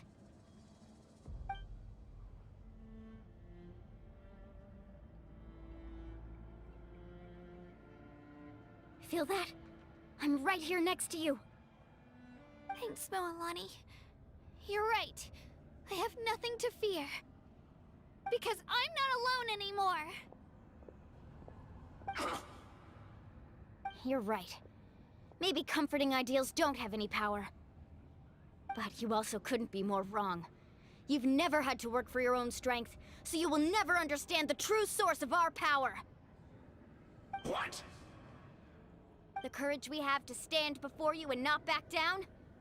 It comes from our friendship. The power lies not in the ideal itself, but in our commitment to upholding that ideal, and in our decision to stand together and fight! Well said! Let's go, Kachina. It shouldn't take more than 2 of us to handle an enemy like this. Sorry in advance, but you deserve what's coming to you! There aren't many in Natlan who can beat us when we're together. It's time he got a taste of that kind of power. We won! We actually won! That's what he gets for underestimating you two. Fantastic work, Kachina! Absolutely fantastic! This makes me so unbelievably happy. I'm happy too, Mualani. Together we really are unstoppable. Huh? What's happening?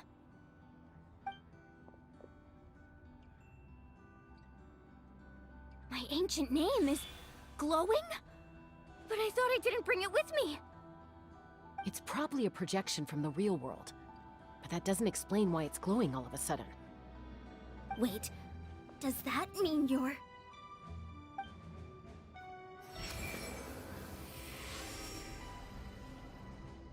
That was a bold move, diving headfirst into the fire to save your friend, especially in a place so overrun with abyssal corruption. Still, seeing you pull it off was really something. Everything you said was exactly right.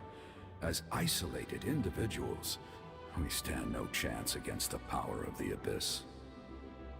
It took years' worth of scars and lots of unnecessary suffering for me to understand that for myself. The Pyro Archon's plan will unite us as one. Everyone has a part to play. Only then will we have the power to defeat the strongest of foes. Who are you? Tupac, a warrior from the people of the Springs. I fought against the Abyss during the invasion 500 years ago. I've heard that name before. You were the giant who saved all of Natlan.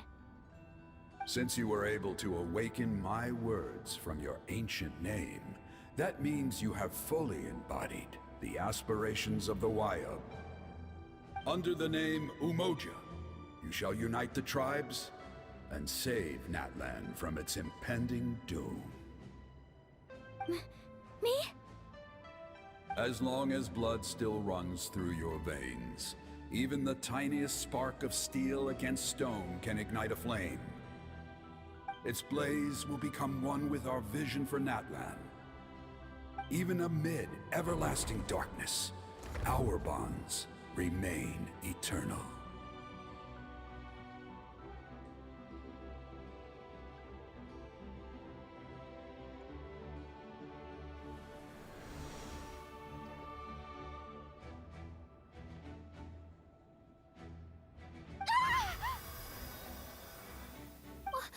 What's wrong, Mualani?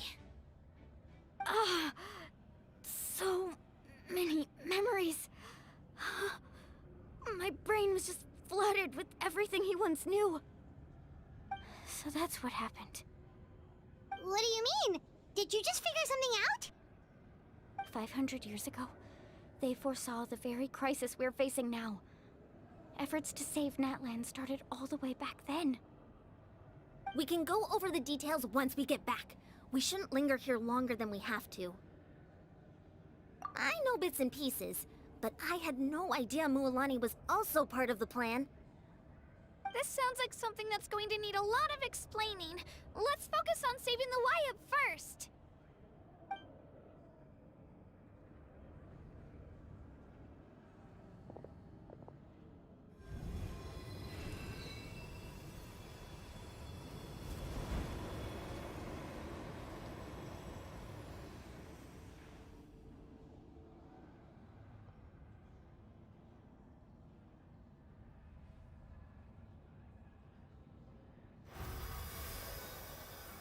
Okay, that should be enough.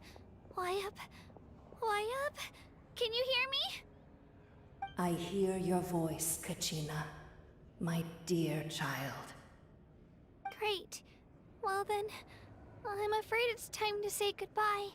I just wanted to make sure you were okay before we leave, but we can't afford to stay here any longer. I was going to ask why you bestowed an ancient name upon someone like me, but it's okay.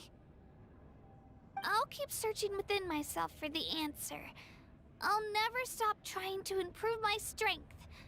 One day, I'll live up to the hero you saw in me. You are already an outstanding child in my eyes, Kachina. No matter what happens. Huh? You are all my most beloved children. it has always been my honor to protect and nurture you. Your ancient name is just that. A name.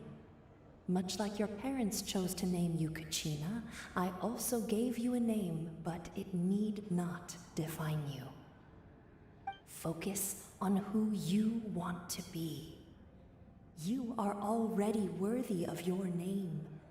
Now, you need only devote yourself to becoming a better you. The story of your ancient name is for you to continue. Just like your parents, my love for you will never change, no matter what the future holds.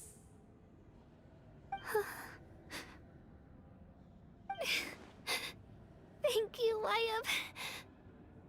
It gladdens me to see the Pyro Archon's plan move another step towards completion. But it is time for you to leave this place.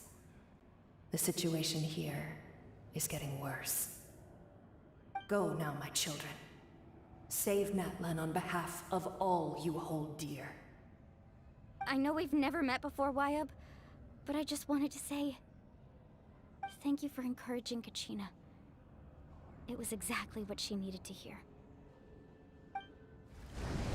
Whoa! What's going on? An earthquake? We're out of time. It's the power of the Abyss. Quick, we need to run!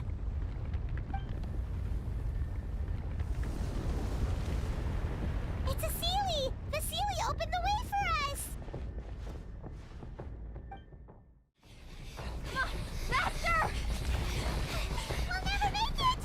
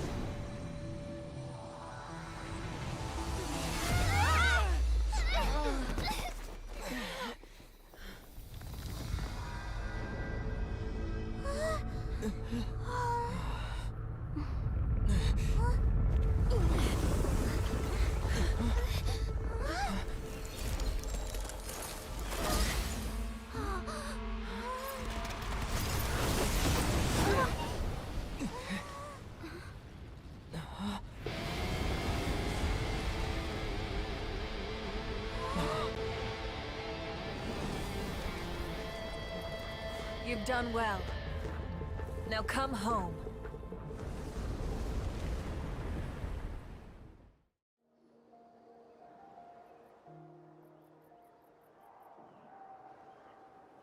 We're back! The Pyro Archon saved us. But she's not here. Yeah, didn't she say she used it all up?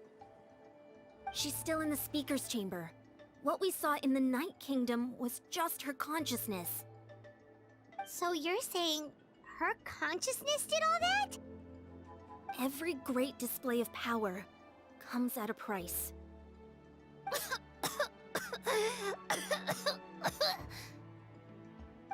You must feel terrible, Kachina.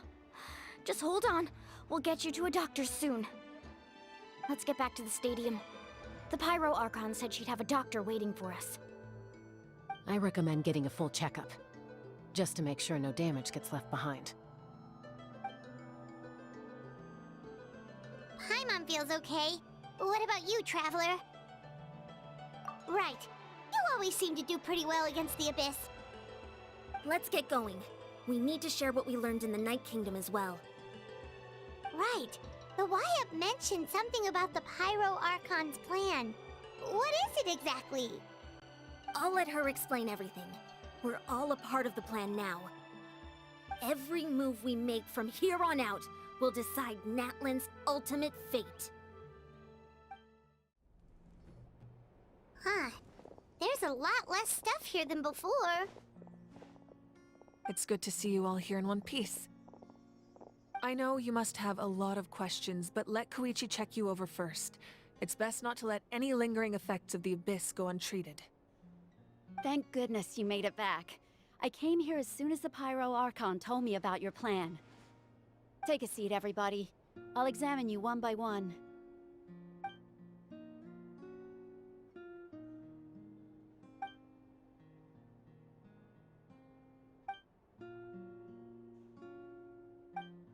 All right, that should do it for now. But just to be safe, I'll perform another checkup in a couple of days. I have to say, though, I've never seen anyone react to the Abyss like you, Traveler. It's like you're completely immune to its power. He always has been special like that. He can even purify its power. Wait, now that you mention it, Paimon doesn't think she's affected either. Given the current situation, that ability will likely play a great role in the events to come. Of course. I still have patients to see, so I'll head out. Thank you, Koichi. All right, all right. We might not see eye to eye, but we both had good intentions. Just give it time. I'm sure we'll figure things out between us one day. Yeah.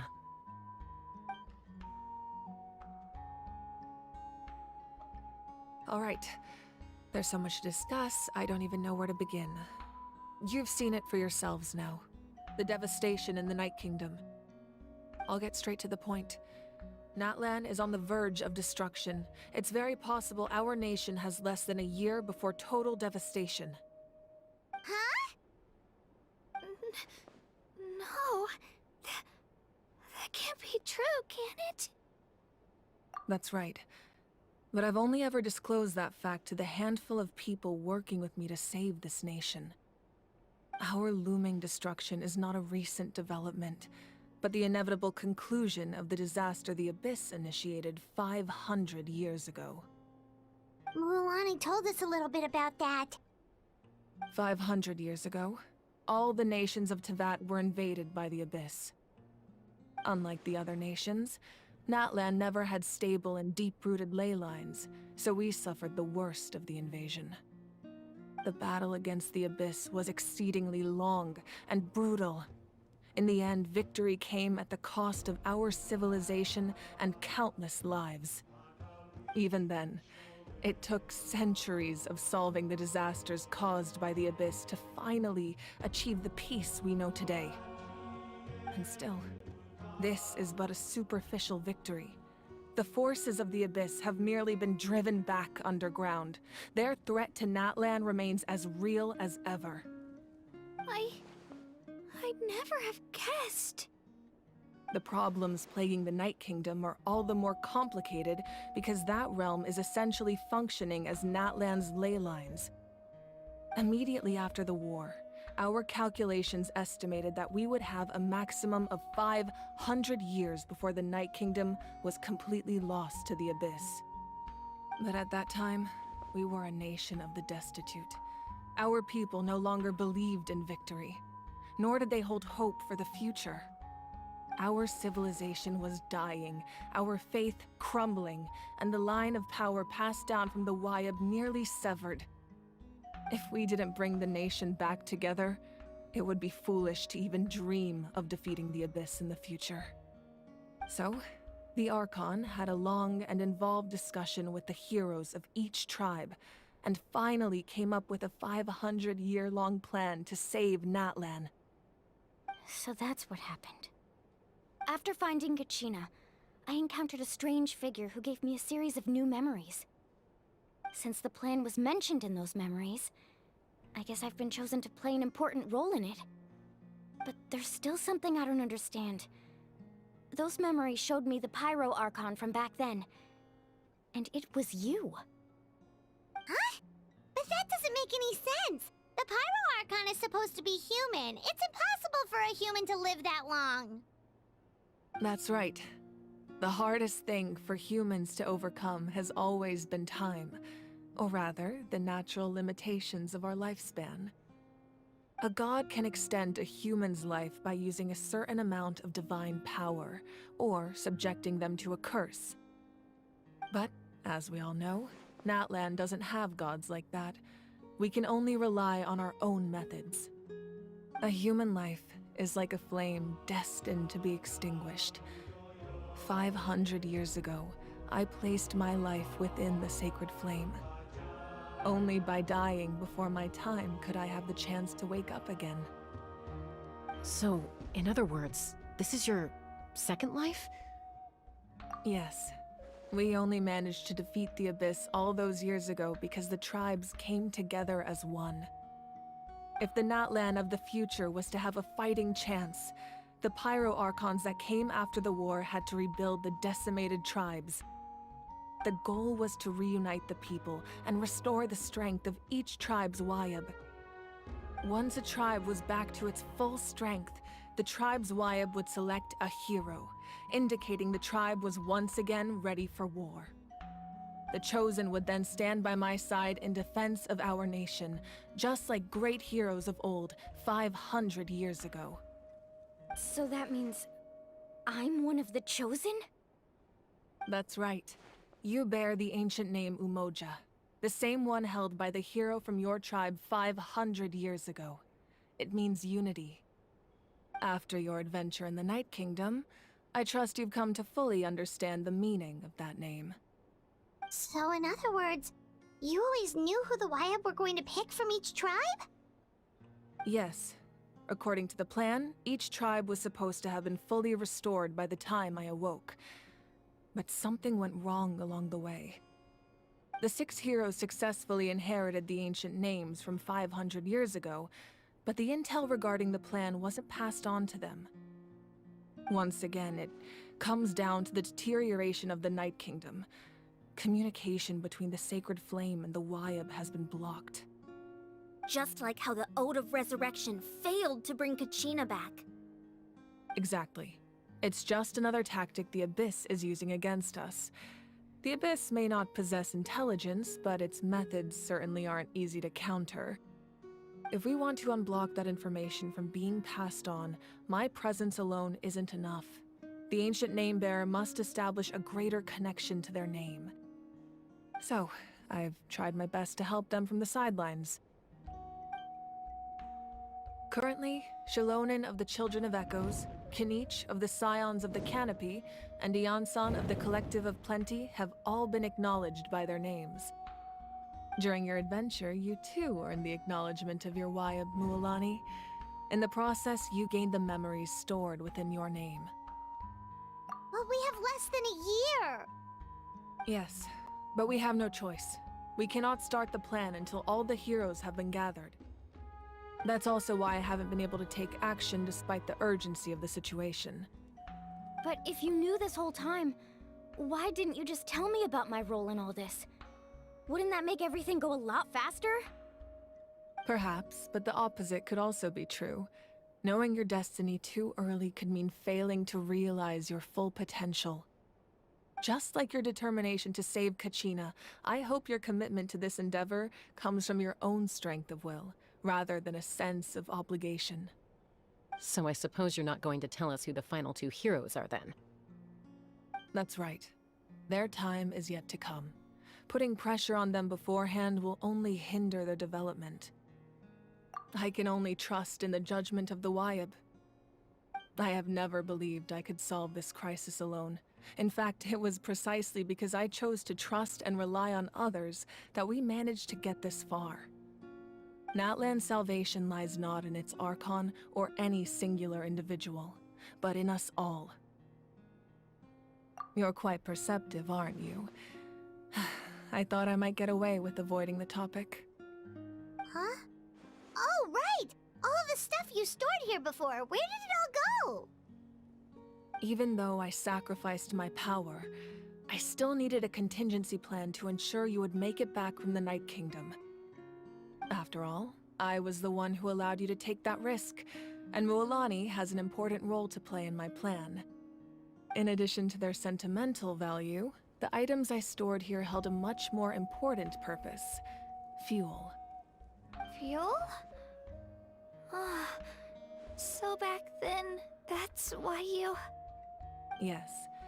The stories embodied by those items are certainly important, but there's an even more significant trait they all share: every item belonged to a hero of Natlan. Over time, they became imbued with a certain amount of contending fire from being carried in battle. On their own, each item's power is limited, but together, their combined effect can prove quite useful in a dire situation. By burning those items, I was able to activate the contending fire stored within them to open the boundary between the two worlds. It was a rather crude approach, so all their power was depleted in an instant, as you can see. But weren't they all precious treasures? What about their stories? That's exactly why I dragged you all here. No matter what, I never wanted the Pyro Archon to have to use that power. Oh, I'm so sorry. You have nothing to be sorry for. You all deserve my thanks, actually. If you hadn't saved the totem pole, that area of the Night Kingdom would have been forever lost to the Abyss. And then, it would only be a matter of time before the Children of Echoes was met with disaster. Besides, when those heroes entrusted their belongings to me, or the Pyro Archon of their time, it was out of a desire to contribute to Natlan's survival. If they knew those items helped save the present-day heroes of Natlan, they would not mourn their loss. Even when you put it that way, I still feel bad. There's no need. Remember what I told you about time? The people and the events of the past are never truly lost to us. We simply carry them with us in a different form. In that sense, we didn't lose anything at all. If you still have regrets, let them fuel your resolve in the battles to come. Your deeds will become new legends and nurture new forms of power just like the items once stored here.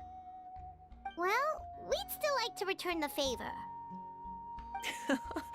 Well, if that's the case, just treat me to a drink sometime. Now that Kachina has returned, we can finally hold the victory feast and celebrate your team's triumph in the Night Warden Wars. And we could all use the rest, that's for sure. Plus, you'll be able to silence everyone who doubted you once and for all, Kachina. Still, now that I know the danger we're facing, having a victory feast doesn't feel right. Try not to let it get to you. It's important to stay calm. Worrying about it will only affect your judgment. All right. You should head out. I'll join you in a bit.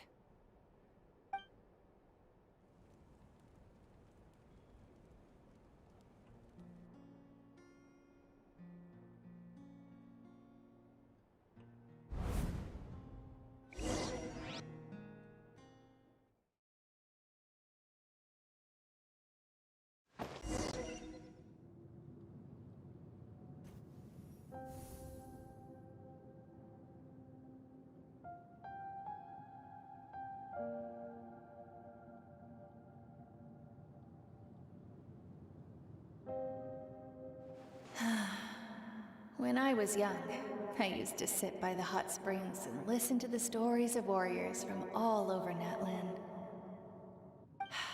They attract people from all walks of life. Friends come easy here, no matter what tribe you're from. The people of the springs have never claimed the hot springs as their own private property. They are there to bring all hot spring buddies together. It's been really nice, seeing the children of my tribe get older. It's helped me gradually understand the true value of the springs. I've witnessed their energy, their determination, their absolute passion for life.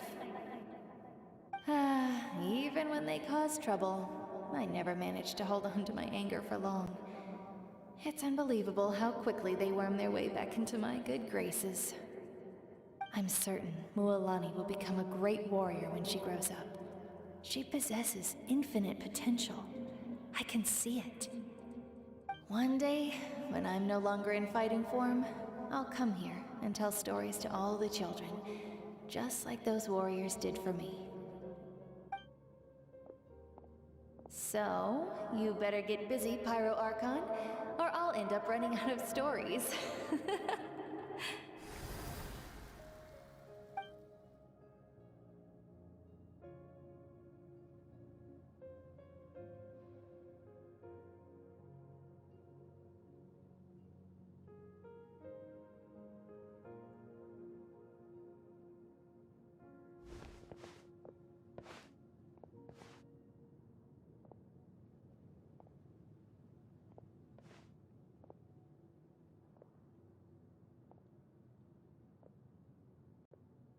Our nation is engulfed in darkness. Our tribes stand divided, and yet you promise victory in the distant future. The Abyss is a cunning enemy, one that I faced in battle many times. Were that not the case, I would never understand exercising this degree of caution. My rage will never know absolution, and my power will no longer aid you in victory.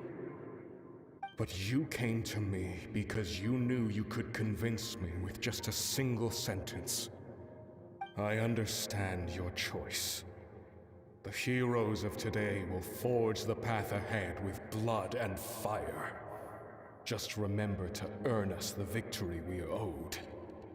Otherwise, rest assured, I'll find a way to collect the debt. For Natlan.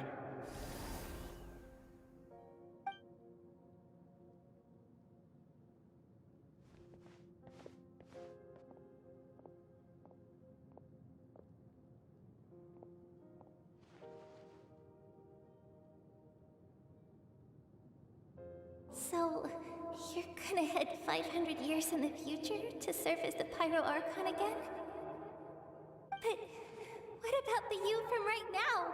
You're just gonna die? You can't ask her those questions and expect her to answer, my dear.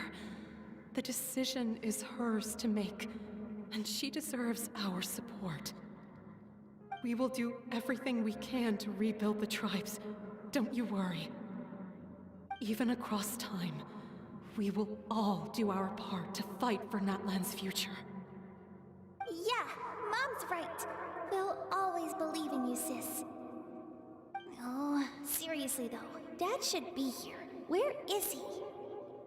I imagine he didn't know what to say, so he chose not to come at all.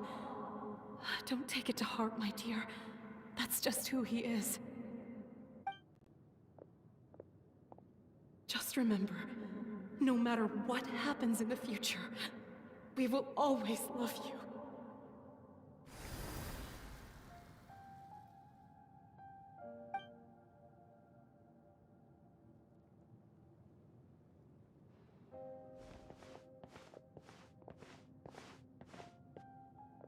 I'll come find you one day.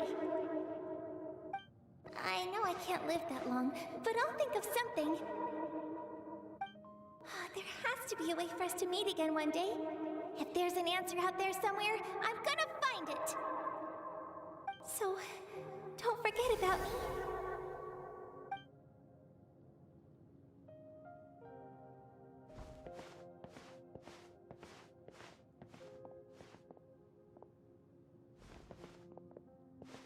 If that's your decision, then you have my full support, Archon. May our children live to see such a lovely son. For Natlan! No one fights alone.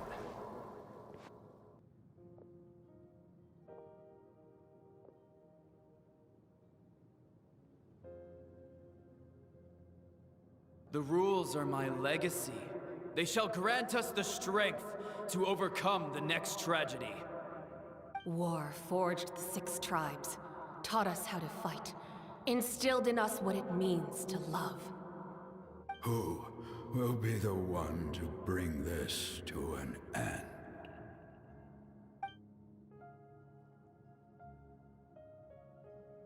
We are the inheritors of memory and legend. Those who grew alongside sun and wind. Those who forged our own destiny and future. That is Natlan's fire, the lifeblood of our nation.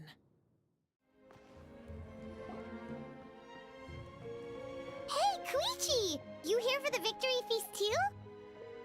Oh, no. I knew Chaska would be here, so I just came to deliver some medicine. I was about to leave, actually. But it's not that I don't want to celebrate Kachina and the others. I'm so glad she made it back. It's just... well, I'll make things awkward if I'm around my sister right now. Ah, well, you two had a fight, so Paimon can understand. She didn't cause any trouble during your trip, right? Yeah, she was super helpful. She gave us a lot of useful information about the Abyss. That's good. That's all I needed to know. Is there a reason you asked? You were pretty outspoken when we first met, but now it's like you're holding something back. Maybe it seemed unreasonable, picking that fight with her before you left, but I did it for a reason. Her impulse to fight is extremely strong.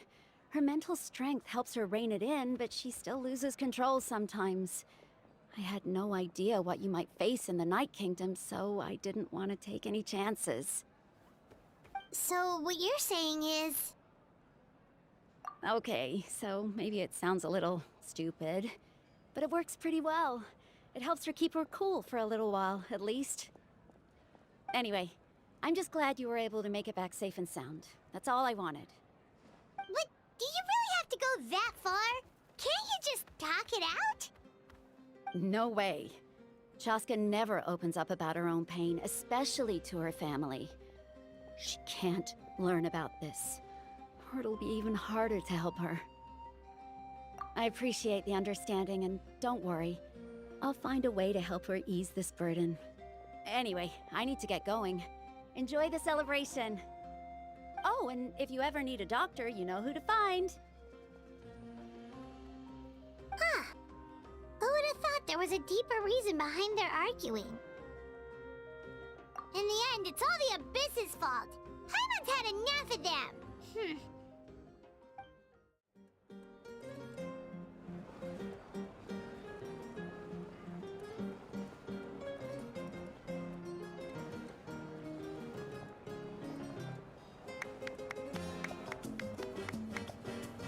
Let's give a huge round of applause to our brave young warrior, Kachina!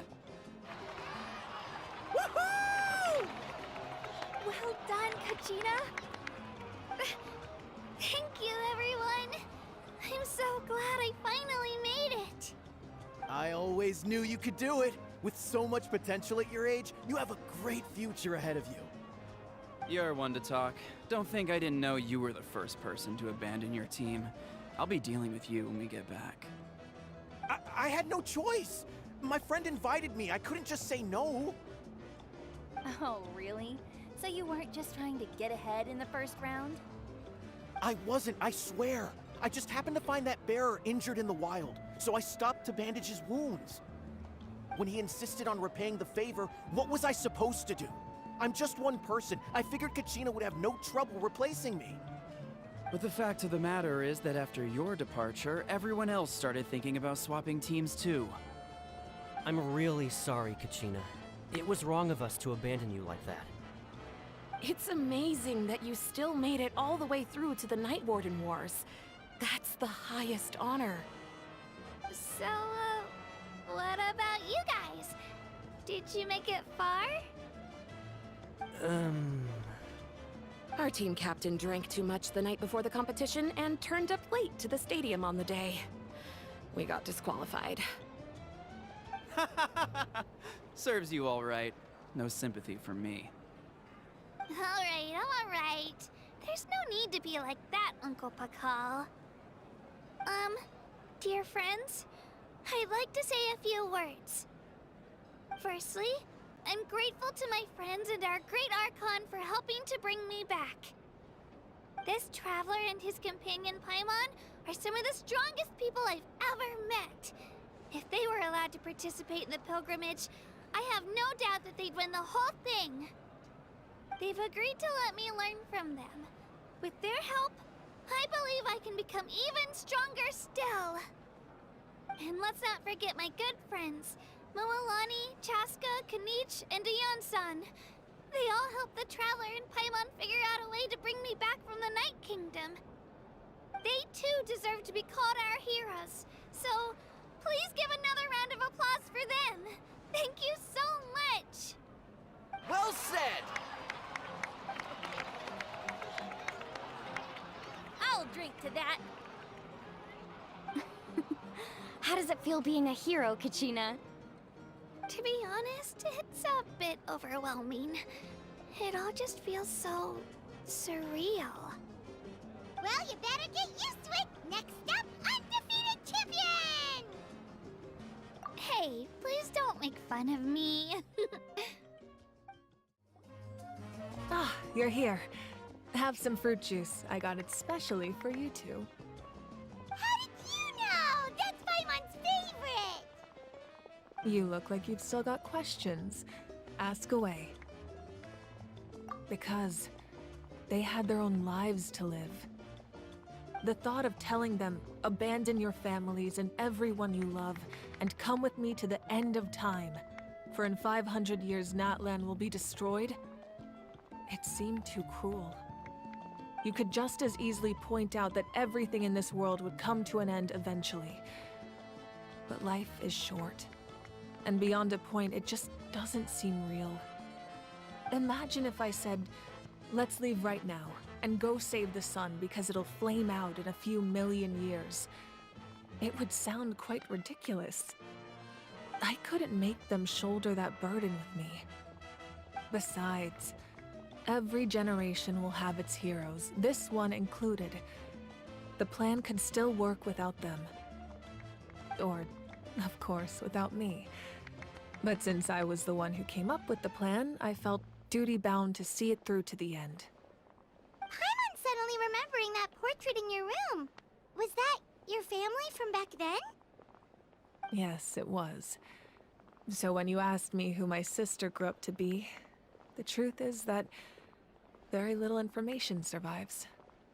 From what I've been able to piece together, I can conclude with a reasonable degree of confidence that she ended up as an architect and artist. She played an instrumental role in rebuilding the scions of the Canopy tribe, designing and building many houses. But of course, none of her buildings are around anymore. Still, it was an impressive achievement, and I'm very proud of her. You feel loss keenly. It seems to stir up feelings of regret in you. But this is something I have long since come to terms with. This is a war, and there can be no war without loss. I am already far more fortunate than those who lost their lives to the Abyss. The people of Natlan look to me as their Archon, and the weight of their expectations is mine to bear. I must see our fate through to the very end, no matter what I may find there. Yeah, doesn't that mean the way everything ends has already been written, including your plan? I suppose, but so what? Don't forget, time takes many forms. The past, present, and future coexist, and all are equally important. Even if the future ends in destruction, there's still no reason to give up on the here and now. And it's precisely because we humans cannot know our fate that we will never give up on our struggle. This is a pivotal moment. We are still 2 heroes short. Well, 3 to be precise. There's one further hero who I'm hoping to get on my side, whatever it takes. Your resistance to the corrupting power of the Abyss is truly remarkable. It would easily make you an all-important figure in the upcoming battle. If you agree to join us, you will not only gain my full support in your journey, but I will also forge a brand new ancient name for you. Ancient names can be forged? They can. Several strict conditions must be met, but if they couldn't be forged at all, then the number of them in circulation would have long dwindled to 0. Possessing an ancient name would mean that your adventures in Natlan are recorded in full. Your stories would be remembered by our people for all the years to come. The Ode of Resurrection may have temporarily lost its power, but still, take this as my personal guarantee that I shall never let you fall. Just like in the Night Kingdom, I will be there for you. That is a promise I will fulfill at all costs. This nation always honors its heroes. Yeah, we can't just ignore the situation here. Wonderful. Then I'll reach out to Shilonen right away. She's the one who will forge the name. We've never forged an ancient name for an Outlander before, but I trust she'll find a way.